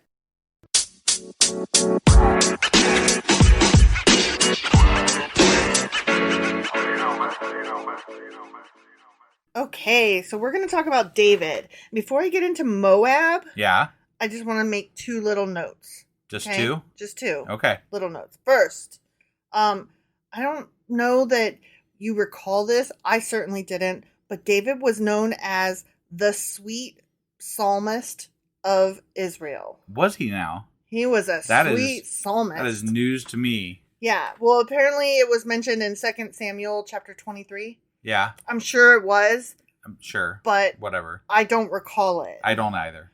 So, yeah, he was known as the sweet psalmist because he wrote so many psalms. Yeah. And he especially wrote psalms to thank the Lord on the day the Ark of the Covenant was brought to Jerusalem. I mean, they were very in love with each other. Like, thank you, God. Yada, yada, yada. Well, apparently, God loves you too, and blah, blah, blah. Apparently, some of his psalms appear in the book of Psalms. Oh. Right. Okay. So he's like an actual psalm author, huh? Yeah. Yeah. And that also has to do with like why he was assigning specific important people the role of music, because it was very important to him. Yeah. Right. He was writing all this. That makes some sense. Right? Yeah. I found that very okay. I'll accept that. Okay. Sweet psalmist. Sweet psalmist. Okay. That needs to be like a precursor title whenever we mention him now. The sweet psalmist David. Giant killer, sweet psalmist. I say we just leave the giant killer off because that wasn't really him. It wasn't him. So And there weren't giants. Right. There's always that. There's always that. Yeah. Okay. Nor were there talking donkeys. Right. Or talking snakes. Or unicorns. Right. Or dragons. I mean, there's none of the bullshit. No. Yeah. No. Okay, so the second point is we were like, why did God say no to David's offer of building him Right. Yeah, it doesn't house, I mean, like, right? who gives a shit, right? If he wants to build you a fucking temple, let him build you a fucking temple. Well, the truth of the matter is Truth, huh? The truth. We're talking about truth? Mm-hmm. Yeah. Mm-hmm. Okay. David was a man of war. Whoa. Even though it's God's fault he was worry. Was it though? I mean, whatever. It was springtime. That's why he was worried. Yeah, see? And God wanted a man of peace to build his temple. Oh. That's why Solomon... So David wasn't quite good enough, huh? Correct. Hmm. Correct. Hmm. And Solomon was the one. His son Solomon got to build the temple. He was peaceful, I guess. Like, he had a lot of people visit him and he had bring all him these shit, wives, and he had lots of wives. And he had a hot tub. And, I mean, you really couldn't go warring if you wanted to have sex with all those wives. He was so wise. Remember? He was the wisest. He was the wisest ever. In all the land. Yeah, ever. On the planet. Forever and ever. Forever. He's still the wisest. But God still doesn't like him at the end of the book. Right. So. Exactly. There's that. So even he wasn't really good enough. Right, yeah. So there's those 2 points, okay? Yeah. But now, let's get on to David with regard to the Moabs. Okay. Okay? Yeah. So, there's a question that I came across that I thought was so fucking interesting. Okay. Where is David's birth story? David's birth story? Like him being born, and then we learn all about him. Well, they kind of just found him on a fucking farm. Right. But, Abraham is introduced with a whole genealogy. King Saul is introduced with a genealogy. Right. But other than naming his father as Jesse, yeah, David's genealogy is completely missing from the book of Samuel. Interesting. And that is a book with more than 40 chapters dedicated to David's fucking life. Huh. But they don't talk about him in childhood at all. Right, right. So the Bible tells us the names of the mothers of all kings in the Davidic dynasty but one. David. David's mother is not mentioned. Huh. At all. Wow. Right? That's crazy. Yeah. The Bible doesn't tell the story of David's birth, give his genealogy, or talk about his mother, perhaps because of a controversial element in his lineage. Okay. Which it prefers to avoid discussing. No. Can the Bible be tainted with controversial lineage? Yes. No way. Not controversial lineage. Do you know what that controversial lineage is? Based on what you introduced the chapter or this conversation as, I'm guessing he was part Moabite.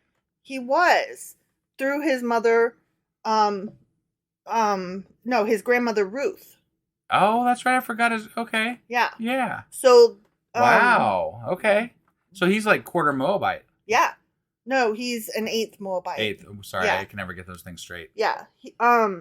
David's, specifically the tradition found in the book of Ruth of David's descent from a Moabite woman. Yeah. Is simply one version of an ancient tradition connecting David's family with Moab, who are non-Israelites, of course. Right. So, there are 2 passing comments in the books of Samuel and Kings that imply that this tradition was already known to the authors of these works. So they knew. They just didn't want to admit it. They on purpose left these bits out. So wait, I have to just go with this a little bit because this means, hypothetically, if we go with this from the Christian perspective, right? Mm-hmm. So Israelites are God's chosen people, right? Mm-hmm. And David is the beginning of like it's where we start to track the lineage of Christ when we get to the New Testament, mm-hmm. right? Mm-hmm. So we're saying that the Son of God is mm-hmm. not purely from the chosen people. Correct. But yes and no, because let us not forget that the Moabites come from Lot. Right. Remember, Lot was the one who was humped by his 2 daughters. Sure. So. Well, but how far back do we take this? Because hypothetically, according to the Bible, they all came from Adam and Eve, right? Right. We could go back as far as you want, but when we're actually talking about the beginning of what Israelites are and mm-hmm. the Israelite clans, this is not they were not part of that group. Right. So, and that fails a test, in my opinion. Oh, no, I totally agree. That fails something. Right. Like, something's off there. I totally agree. As far as what they want to portray, anyway. That's why they don't mention it. They just neglect to mention it. Right. So when David runs away from Saul, remember? He ran away when he was like, Saul was trying to kill him. Fucking spears at him. Yeah. So he flees to all these various different places, right? Including the Philistine city of Gath to become a mercenary soldier on their behalf. Right. Remember? Yeah. But when he wants to keep his parents safe, he chooses to send them to Moab. And that's in 1 Samuel. Yeah. Why the fuck would he do that, right? Because he's part Moabite. He left them with the king of Moab. Not just the Moabites. Wow. The king of Moab, right? So this guy's got some ties even high up in the Moabites. That's interesting. So this is almost like he formed an alliance to get his power or something. Who knows? Somehow, maybe. Who knows? So his parents stayed with him all the time that David was in the Philistines. Or was with the Philistines. Okay. Okay? Yep. So why would a simple shepherd from a Judahite family hold such intimate connections with the king of Moab? Right. Even more puzzling is, why would the fucking king of Moab agree to protect David's family? Right. Like, why would he go to the king, and then why would the king say yes? Right. Like, both those are two separate questions. Yeah, that's a big ask. Like, you're asking a fucking king. Yeah. So, now... How did you even get into the king? Now, to be fair, David was killing his tens of thousands. He was. So, like, he was a powerful, general. All right, so I will maybe give you, that's how he got into the throne room. Sure. He was, like, well-known or whatever as a killer of thousands. Right, okay? right. So he could walk into the throne room and get an appointment with the king. Right. I will give you that much. Why would he ask this king of all people to protect his family? And why would the king be like, yeah, sure, no probs? Right. Right? Yeah. So the king of Moab's behavior would make more sense if we can assume that this account was part of a Davidic tradition, which assumed David's family ties to the Moabites, which is obviously what we've been getting at this whole time, right? Yeah. So there are a lot of rabbis who seem to pick up on that thread and explain that David's great-grandmother Ruth was the daughter of Eglon, king of Moab, who was himself, according to those same rabbis, the grandson of Balak. Oh, wow. Right? Damn, talk about some tie-ins, right? Now, that may not be true. Right. Because this is just a story that... But that's interesting because Balak was... Oh, wait. No, Balak was the... Okay. No, he was the one that summoned Balaam. Mm-hmm. Okay. Mm-hmm. All right. Sorry, I'm just trying to make sure I had my your B people words, correct. Right? Yeah, right. Yeah. Okay, so he... Okay. Sorry. Right? Go ahead, continue. So that's interesting, right? It is very interesting, yeah. So this may merely be an attempt to connect Ruth with the only named Moabite kings from the Bible before the time of Ruth. Sure. But it's just interesting that they do that nonetheless. Right. Regardless, it seems likely that the rabbis picked up on the actual problem, which is the inexplicable behavior of David and the king of Moab. Right. Right? Yep. Whatever they did... they were like, there's a problem here and we need to make a fix. Yeah. And so they did. Right. And I wonder who's more offended by the fact that there's Moabite there, right? Is it is it Judaism or is it Christianity? I wonder who that offends more as far as their thinking of what the Bible holds and attests to.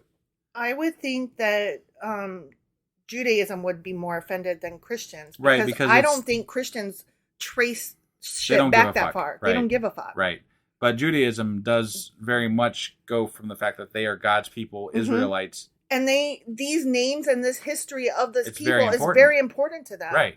Like the oral tradition of passing down all these stories and arguing over, like when I say argue, like a Jewish argument is not the same as like a argument where they're in discussion over interpreting all the laws and, the Torah and all that. I do like, though, that the fact that I think I appreciate the people that are like rabbis more so than I do preachers. Oh, I totally. Because I feel like even if it hurts them some, they will they'll study it. They'll answer the questions that may not be nice to them. Like they're willing to dig into it and be like, you know what? They want the answers more than they want to be right. Right. And I can appreciate that because that at least in the studying like that we've done so far with this Bible.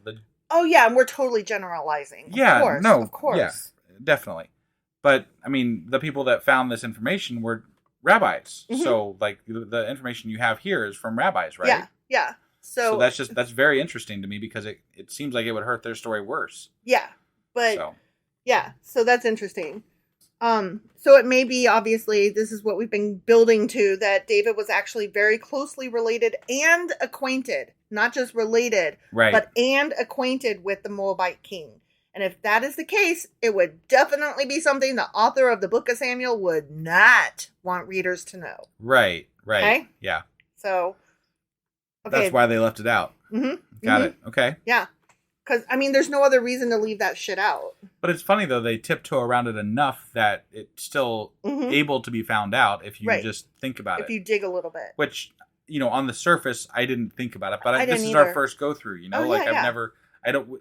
don't claim to be, scholars. We are digging into things and we are interested in stuff like this. Sure. But on a first read-through, I would have never picked up on that. Here's the thing. I am interested in the work of others. I am not interested in doing the work myself. Right. You know what I mean? Right. I am just interested enough to read what other people have put together. Honestly, with the Bible, that's way too much fucking lineage to dig through. Oh, yeah. Absolutely. On the surface, the stories are fun sometimes, and they're interesting, and they're somewhat historical and things like that, right? Mm-hmm. But if you really want to dig into what the meat of the Old Testament is, it's very much based in lineage. So. Yeah.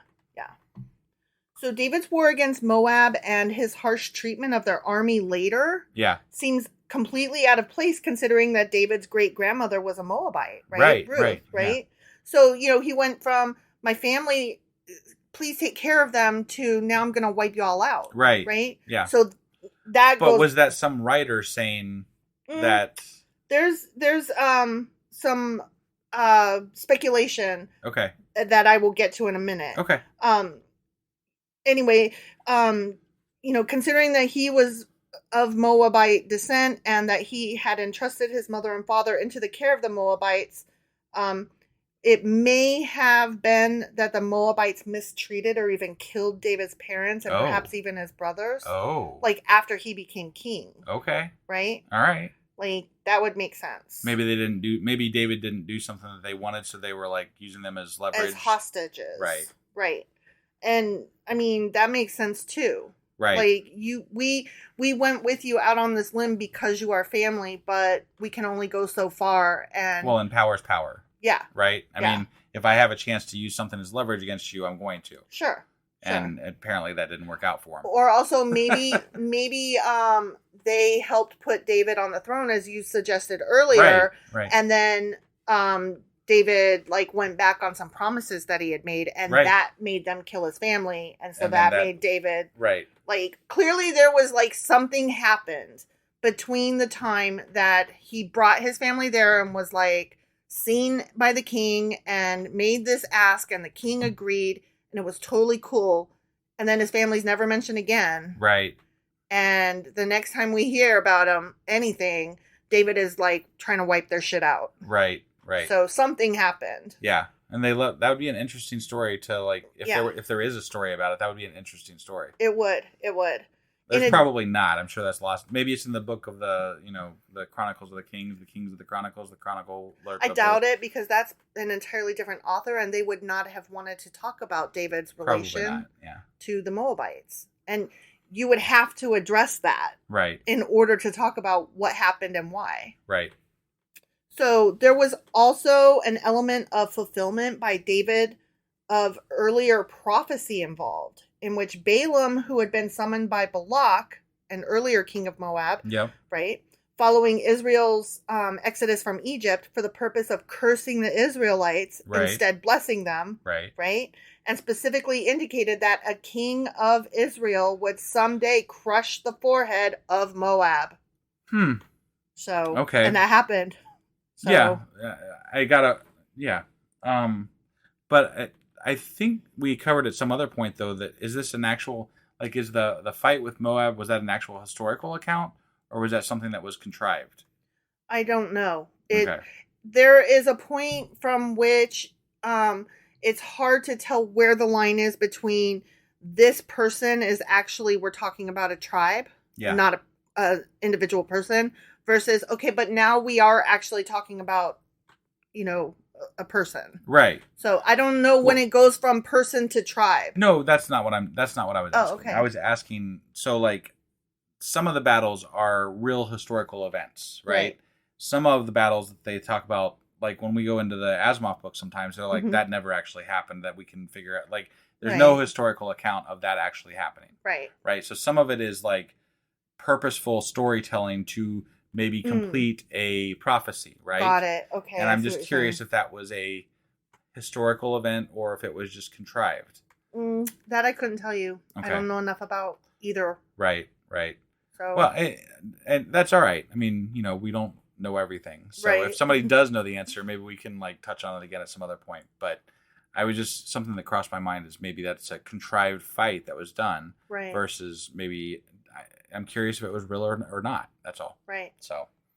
Well, I had to, again, do a rabbit hole this week because this whole Chronicles thing is just the retelling of shit we already know. Right. So. Well, this is how you know that our fucking shit is like off the cuff, because I'm sitting here asking a question that we didn't research the answer to. Right. Right. Oh, well. But that's all I have for today. That was the rabbit hole that I brought you. Yeah. And didn't really answer any questions, but certainly presented some interesting food for thought. I actually was very interested in this one. This was really good.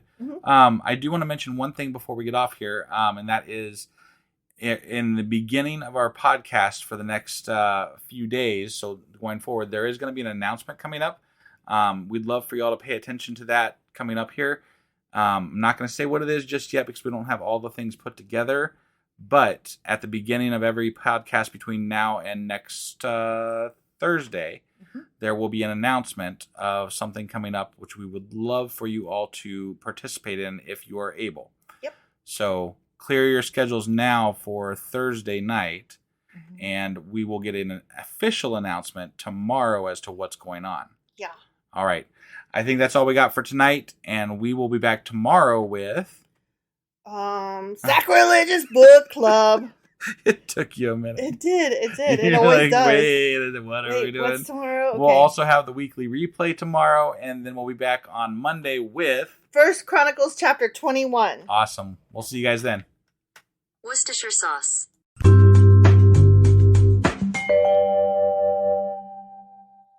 Husband! Wife! Do you know what today is? I do. What is today? It is Sacrilegious Book Club. That's right. And what are we covering today?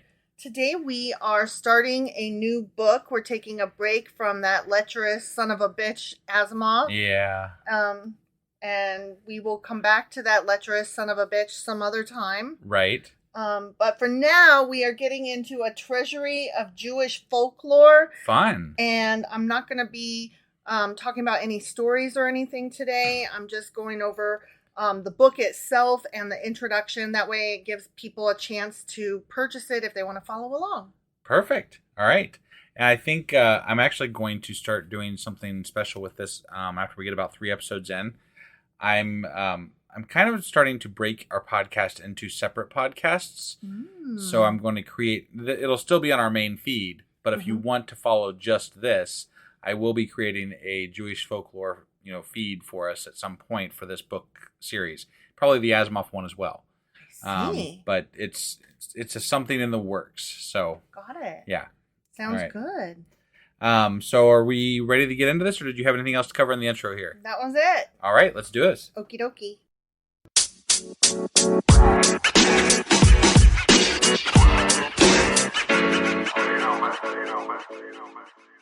Okay, so as I said, we're getting into a treasury of Jewish folklore. And if you turn inside, it actually has a subtitle: Stories, Traditions, Legends, Humor, Wisdom, and Folk Songs of the Jewish People. Okay. It's edited by Nathan Ozubel. I'm probably mispronouncing that. Sure. Apologies to everyone. It tracks with our podcast. Right. Before I go any further, I wanted to say something about the cover art because it's kind of an amazing piece. It's very odd if you're not like into, I don't know. It's an odd cover, but it's perfectly fitting. What we have on the front is a piece of art by Marc Chagall, and the piece is called The Jew and the Torah. And it's got a guy, and he's holding on to something. It kind of looks like a baby, but it is the Torah. Right. There's also a goat, which I looked up this guy's art, and goats appear in a lot of his art because it's symbolic of what it gets sacrificed for sins. Right. And he also has what looks like a grandfather clock, and he has clocks in a lot of his art too. Gotcha. Now you might be asking, like, why are you spending time on the art? I had a feeling that it was important, so I'm going to talk about the artist a little bit. Okay. Yeah. So again, it's Marc Chagall. He was a Jewish French artist born in 1887, and he's been described as the quintessential Jewish artist of the 20th century. Huh. The last survivor of the first generation of European modernists, and he is respected as the world's preeminent Jewish artist. Wow. Okay, yeah. I mean, it is pretty cool art. It is. It's like, really interesting. Like, I would love to have a piece like this on my wall because there's so much going on in it. Like, you could just keep looking at it. We need, like, a sacrilegious discourse room. We really do. So that we can, like, litter it with things like that. Yeah. You know? Yeah. Just really cool, like, quote-unquote and, like, stuff. Things our fans send us and things like that. Yeah. Like, I mean, just cool shit, you know? Cool shit. Yeah. So, using the medium of stained glass, he has produced he's dead now. Right. But he produced windows for several famous cathedrals throughout Europe and Russia. Okay. The UN. Wow. The Art Institute of Chicago. Damn. The Jerusalem windows in Israel. He also did large-scale paintings, including part of the ceiling of the Paris Opera. Wow. Yeah. His painting, The Green Violinist, was the inspiration for the title of the musical and movie Fiddler on the Roof. Damn. Right? This guy's got a nice little resume here. Yeah. Okay, this one gave me the most goosebumps. Okay. Pablo Picasso said of him in the 1950s, when Matisse dies, Chagall will be the only painter left who understands what color really is. Oh, wow. Yeah. That's high praise. Yeah. Interestingly enough, Chagall's left hand had 7 fingers, and the number 7 is very meaningful to him, as he was born on the 7th day of the 7th month in 1987. Not 1987. I'm sorry, 1887. Sorry. And he died in 1985. So, Gotcha. I mean, he is like, I was 10 when he died. Right. Basically. Right. He was in my lifetime. No, that's very cool. Yeah. And I don't know, I read over that and I was like, holy shit, I'm really glad that I took the time to look into that because I don't know art. I don't know artists' names. And I feel better. I feel like a better person for having looked into that. And now I know. Yeah, no, it's a very interesting cover. Yeah. I mean, I like it a lot. Yeah. Well, now you know. Now we know a lot more about it. Yeah. So I'm going to read some stuff from the inside cover jacket, which I love to do. You I know. hate it. Okay, you guys, I should say, like, this is literally how I do books. Okay? It literally is. Like, when I buy a book or when I'm looking at a book to decide if I want to buy it, I look at the title, I look at who wrote it, I look at the cover art, I look at the back cover, I look at the inside dust jacket. To me, it is so painful to watch and listen to. Yeah. But that's just me. That's just me. I know. When we go into a bookstore, like, literally it'll take me an hour to go down one aisle. I ditch you. And he's already been around the store like 3 times over. And he's like, walking up to me several times going, look, babe, look at this. Hey, babe, look at this. Ooh, look at what I found. And I'm like, stop bothering me. Yeah, you've been perusing one book the entire time. Yes, because I don't know, books are my thing. And like, I'm very serious about it. And the whole process is very meaningful to me. Sure. So if this is boring for you, like, I'm not offended. I'm sure we've mentioned this before, but we met at a bookstore. We both worked in a at bookstore. Borders. Yeah. And that's how we met. Right. So husband is not anti-book. He loves books too. Oh, yes, very much. We're just on different levels. Different levels of loving books. Yes. But because wife definitely wins the contest of loving books. It's not a contest. No, I'm giving you the win there. Just take it.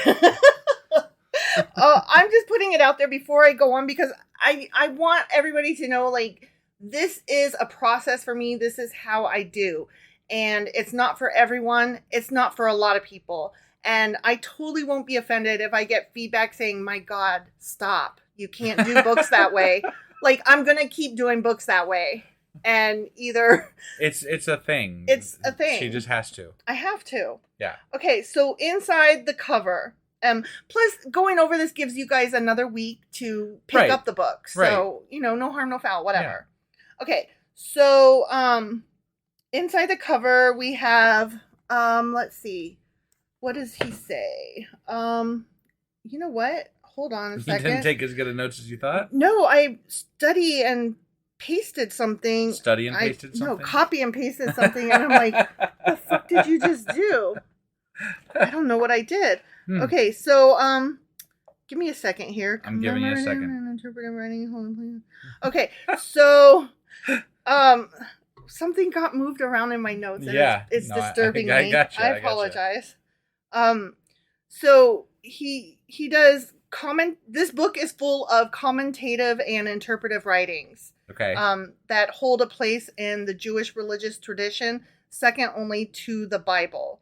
These pieces that he's gathered here come from the Talmud. They come from the Midrash, and I will get into what those are momentarily because I was like, what the fuck are those? Okay. The Hebrew term Talmud commonly refers to a compilation of ancient teachings regarded as sacred and normative by Jews from the time it was compiled until modern times, and still so regarded by traditional religious Jews. Okay. So it's I've heard of the Talmud before. I had heard of it. I didn't really know what it was and how it fits in. Right. So we're going to talk a little bit more about that later too. Okay. Yep. But this is just from the inside front cover. Okay. Yep. In its broadest sense, the Talmud is a set of books consisting of the Mishnah, which means repeated study, the Gemara, which means completion, and certain auxiliary materials. Okay. So, and again, I will go over what all that means. Got it. Yeah. The Midrash reimagines dominant narrative readings while crafting new ones to stand alongside, not replace, former readings. Midrash also asks questions of the texts. Sometimes it provides answers. Sometimes it leaves the reader to answer those questions. Okay. So they're just... Well, and that's one thing we commented on the other day is that I feel that Judaism, as far as religions go that I'm aware of, is a very inquisitive religion. It is. And that actually leads nicely into the very next part that I'm going to read here. Okay, I'm quoting from the editor here, okay? Again, his name is Nathan Osubel. The excitement and variety of these tales make them a delight for reading aloud to children or silently to yourself. The major figures of Jewish history are all here, ranging from the Maccabees to the heroes of the Warsaw Ghetto. So we've got a whole Which we're not going to cover much of the Warsaw Ghetto stuff. But... No. I'm only going to go over stuff that is like biblical times. Right, but it does go all the way up into World War II. It really does. And it's interesting. I'm not uninterested. It's just not pertinent to the scope of what we are looking for. Right, and I don't think we're going to like read this cover to cover exactly. We're just going to kind of go through it and... I'm just pulling out pieces that I will... Yeah. Right. Yeah. The wisdom of the Jewish people's spiritual leaders is contained in poignant tales and sayings. Okay? And that's what a lot of these additional pieces of writing are like the Midrash and Sure. stuff. But again, I'm going to get into that in a minute. Okay. These stories are part of a long and continuous storytelling tradition spanning several thousand years. So most of these tales are things that have been passed down over generations. Yeah. Jewish folklore is richly varied and colored with the imprint of the many diverse cultures that Jews have assimilated everywhere through the centuries. Despite the wide dispersion of the Jewish people, these folk tales remain distinct and unified, which when I get into the introduction, which I have not actually reached yet, we're still talking about the inside flap, okay? Right. He does go into that a little bit more. Gotcha. Most of the old legends contained in this book originated in the Agada of the Talmud and the Midrash, which, again, means nothing to me at the moment. It's very just, little to me. For anyway. now, just know it's supplemental material. Okay. Yeah. A Treasury of Jewish Folklore is a classic volume that continues to delight readers of all ages. Okay? So, when that was the inside front cover and back cover. Got it. I love how you read the sales pitch. I did. Yeah, I did. That was great. I mean, it's cool. It's cool. Okay, so when you open the book, the first thing you come to is this massive table of contents. And I was intimidated by it first because it's broken down and then it's broken further down and then it's broken down a third time. And I was like, Jesus Christ, what the fuck am I getting into here? But there are 6 main sections. Okay. Yeah. The first one is Jewish salt, which I will explain in a minute. Jewish salt. Yeah. It's a thing. All right. Okay. The second one is heroes. The third one is the human comedy. The fourth one is tales and legends. Number 5, proverbs and riddles. And number 6, songs and dances. We're not going to do anything from that section. Yeah. Okay, so now we're getting into the introduction. We only do those if we have to. Yeah.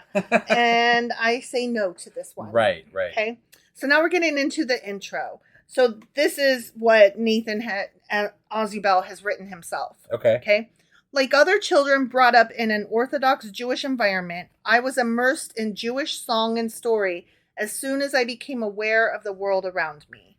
Years later, I discovered that the lore of my people had entered into my bloodstream, as it were, and had become a part of the cultural reality of my life. Who has not had this experience? Which I thought was like a beautiful way to open, because it made me think like, I grew up hearing stories, that my parents taught me. And, sure. The little songs, like just this morning or just last night, Abby and I were both singing the song about the bumblebee. Yeah. And, I had learned that when I was a kid. Right. So it's just, you learn things and then you pass them on to your kids. Yeah. So melodies sung in childhood have a tendency to linger persistently and they're, sorry, I can't read because I'm so excited, to linger persistently in the subconscious, and the stories and sayings we heard time and again from the lips of our parents are never really erased from our memory. Right. And that's true. Yeah. We all have different cultural memories. Sure. But, yes. And because I didn't grow up in Ohio, but you did, you and I sometimes are like, what the fuck are you singing? Like, I've never heard of that before. And vice versa. Like, I'll be singing something and you'll be like, what is that? And I just, you grow up thinking, what? Everybody's heard this. Yeah. So I just thought it was kind of cool. Yeah, definitely. Okay, he continues, while my main purpose in compiling this anthology was to present the spontaneous folk creation of the Jewish people, I was also motivated by the desire to recapture the fading memory of the wonder and the beauty that had inspirited my childhood in the old world. And so I began to gather all the myths and parables, stories and legends, the songs and the wise sayings upon which I and millions of other Jewish children throughout the many centuries had been nurtured. Okay. Then he goes on a bit. He talks about all the material coming together that creates a familiar picture of someone as he's like pulling all this material together. Yeah. It like seems like someone that he recognizes. Okay. And he goes, before long, I knew with certainty whose portrait it was. It was the composite portrait of the Jewish people. It basically, everything that he was creating was like the quintessential Jew. Right. And it amazed him that that was true because he was gathering these from Jewish people from all over the world and all different backgrounds. Right. So he was very surprised about that. Yeah. How could there have emerged such a remarkable unity from all this variegated mass of folk materials? For one thing, Jewish historic experience has been disturbingly similar in so many ways, in every age and in almost every land of the diaspora. Okay, so yeah, that I just thought that was cool. Like, he's putting all this together and doesn't really know what he's building until he's built it. Right. Jews became an intellectual people not because of any innate mental superiority over other peoples, but because of their peculiar nature of their history. In large measure, this tradition was derived from the religious obligation of every Jew to study scripture ceaselessly, for it must always be kept in mind that Judaism was cradled in a theocracy, a priest state. Studying was not only unprecedented in its mass scope in the intellectual history of mankind, but within its limited religious framework, it represented the most democratic philosophy of education in antiquity. That's interesting. Right? And actually lends a lot of credibility to what we said about how they're very inquisitive about their own religion and everything. So, and that is exactly correct. Right. That is true. Yeah. So what we had suspected and what we had thought, just based on what we've gleaned from our limited experience of the Jewish culture, yes, that is correct. Yeah. This universal duty to study as a religious act broadened the base of Jewish culture and in consequence elevated it. So he's like, we're not smart because we're smart. We're smart because we read a lot and we ask questions, and that makes us smart, and then we are smart. I mean, duh. Right? Like, I love that. I mean, I don't know. I have the only point of contention I would have is the material that they're reading. Yeah. That's the only point of contention I have here. Right. But other than that, yes, I would agree with that sentiment. Yeah. Okay, he continues, despite the tragedy of their historic experiences, Jews have always been life-affirming, or they could not possibly have survived the ordeals they had to go through as a people. Yeah, God put them through some shit. Yeah, he did. In fact, if anything, their troubles made indestructible optimism of them. Isn't that something? Yeah. It's weird, right? Yeah. Like, it's backwards to what you would expect. Right. Their laughter had to be an affirmative and defiant answer to the world's cruelties, a mellowing agent which helps draw the sting of grief from tragedy. This mellowing humor may very well be called Jewish salt. And that's the first section of the book. Right. And so I was like, what the fuck is that? Well, Jewish salt is based on a phrase called Attic salt. And I was like, that's nice. What the fuck is Attic salt? Right. It's a poignant and delicate wit, a dry, shrewd, or pointed, or cutting, or subtle humor. Got it. So it just means like a smart sense of humor, like sarcastic, dry, that kind of thing. Yeah. In classical times, salt was a frequent metaphor for the word wit. Gotcha. So that's where it comes from. All right. Okay. So that's why the first section of the book is Jewish salt. Got it. Okay. Got it. Which I'm so glad he explained, because I was like not understanding at all what that was about. And I had started reading some of them and I was like, there's no salt. I don't understand. What is this? Right. Okay, he continues, many Jewish legends and folk tales are suffused with a deep sadness, but somehow the sadness rarely degenerates into despair or even self-pity. Almost always it bears within it the saving grace of catharsis, of the ennoblement of grief in the steadfast spirit, of moral triumph in the righteous even in defeat. So it just is saying more about their positivity, and but also their they're longing for justice. Right. Like, not justice like vengeance, justice like a just world. A world where there is justice. Right. So, he goes on to say, the years of labor which have gone into the preparation of this work will be more than rewarded if it will reveal to the Jewish reader the existence of the little-known cultural treasures of his people, and, in consequence, will fill him with the sense of human dignity and worth that is his birthright.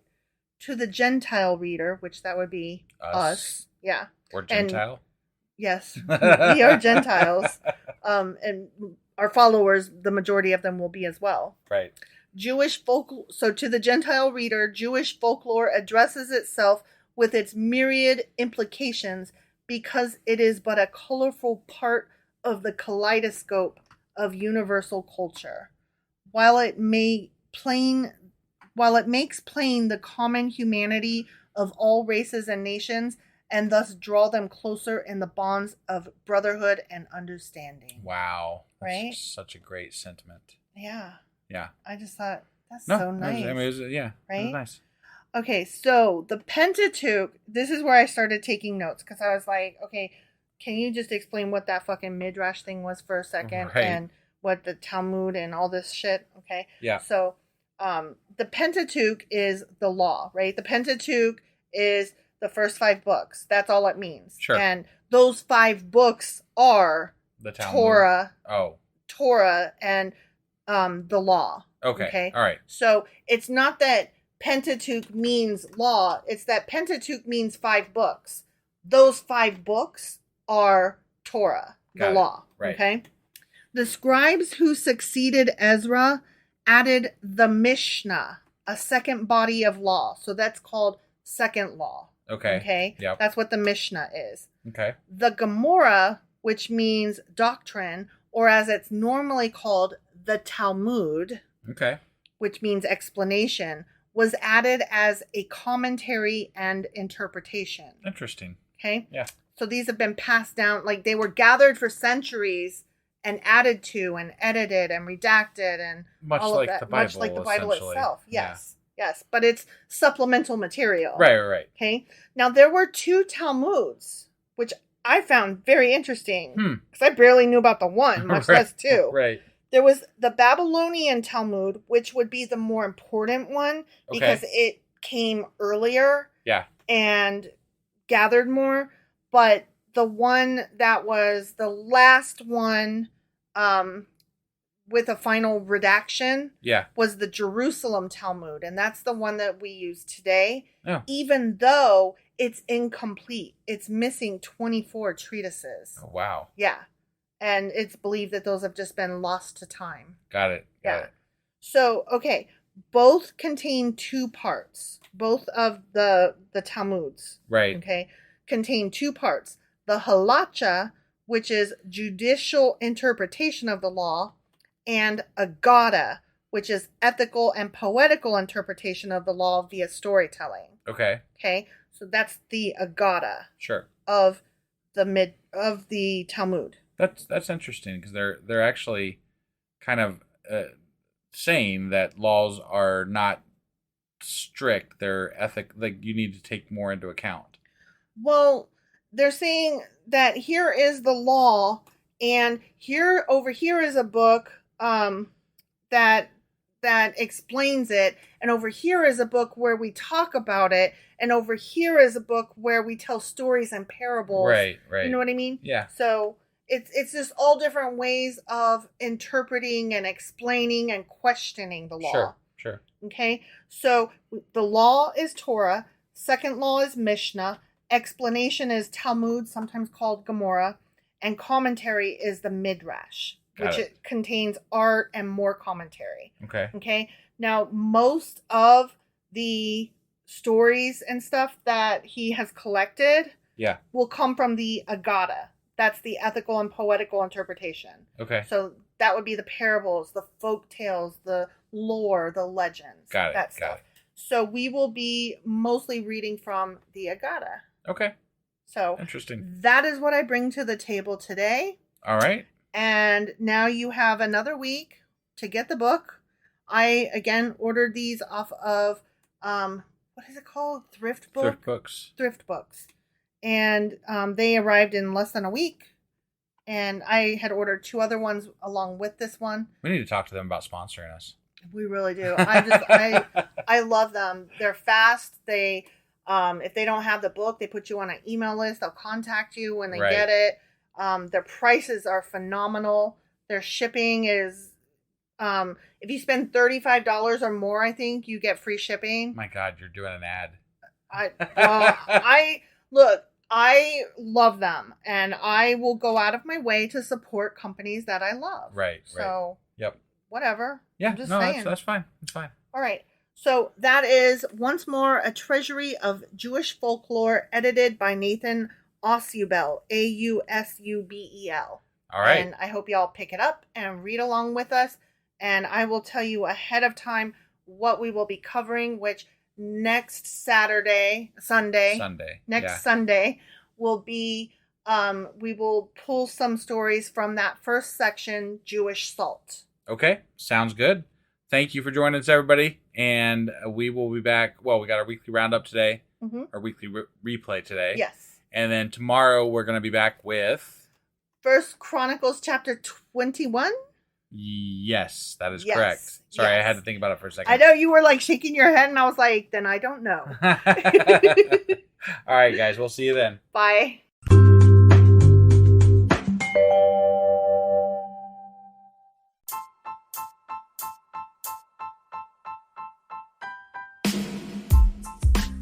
Hey, wife, I guess that's the end? But husband, that's just sad. It doesn't have to be. We are on lots of social media platforms like Twitter. Our handle there is sacrilegious_D. For D's nuts. Oh my God. Stop doing that. Anyway, we're also on Facebook, Instagram, and Pinterest. There's a link to all of our social media sites at our website. Ooh, we have a website? Yeah, it's sacrilegiousdiscourse.com, where you can also find a link to our merch shop. We have a merch shop? Yep, we have podcast-themed clothing, mugs, notebooks, and more, as well as an atheist and science-themed products. Wow, our fans should really go check that out right now. Definitely. They can get in touch with us by sending an email to sacrilegiousdiscourse@gmail.com. But before they do that, we could really use some help. Oh yeah? With what? Well, it's not free running the podcast, and we need some financial support in order to get better equipment, which will free up time so we can concentrate on our podcast and our fans. Okay, so what should they do? Head over to patreon.com/sacrilegiousdiscourse and sign up as a contributor on our podcast. Supporters there receive additional bi-weekly episodes that we record just for our Patreon members for as little as $2 a month. Also, we'd really appreciate it if you would like and subscribe on whatever platform you're using. And Apple Podcast reviews help us out tremendously. Like and subscribe. Leave an Apple review. Join us on Twitter. Support us on Patreon. That's a lot of instructions. Don't forget to say thanks. Thanks. Okay, bye.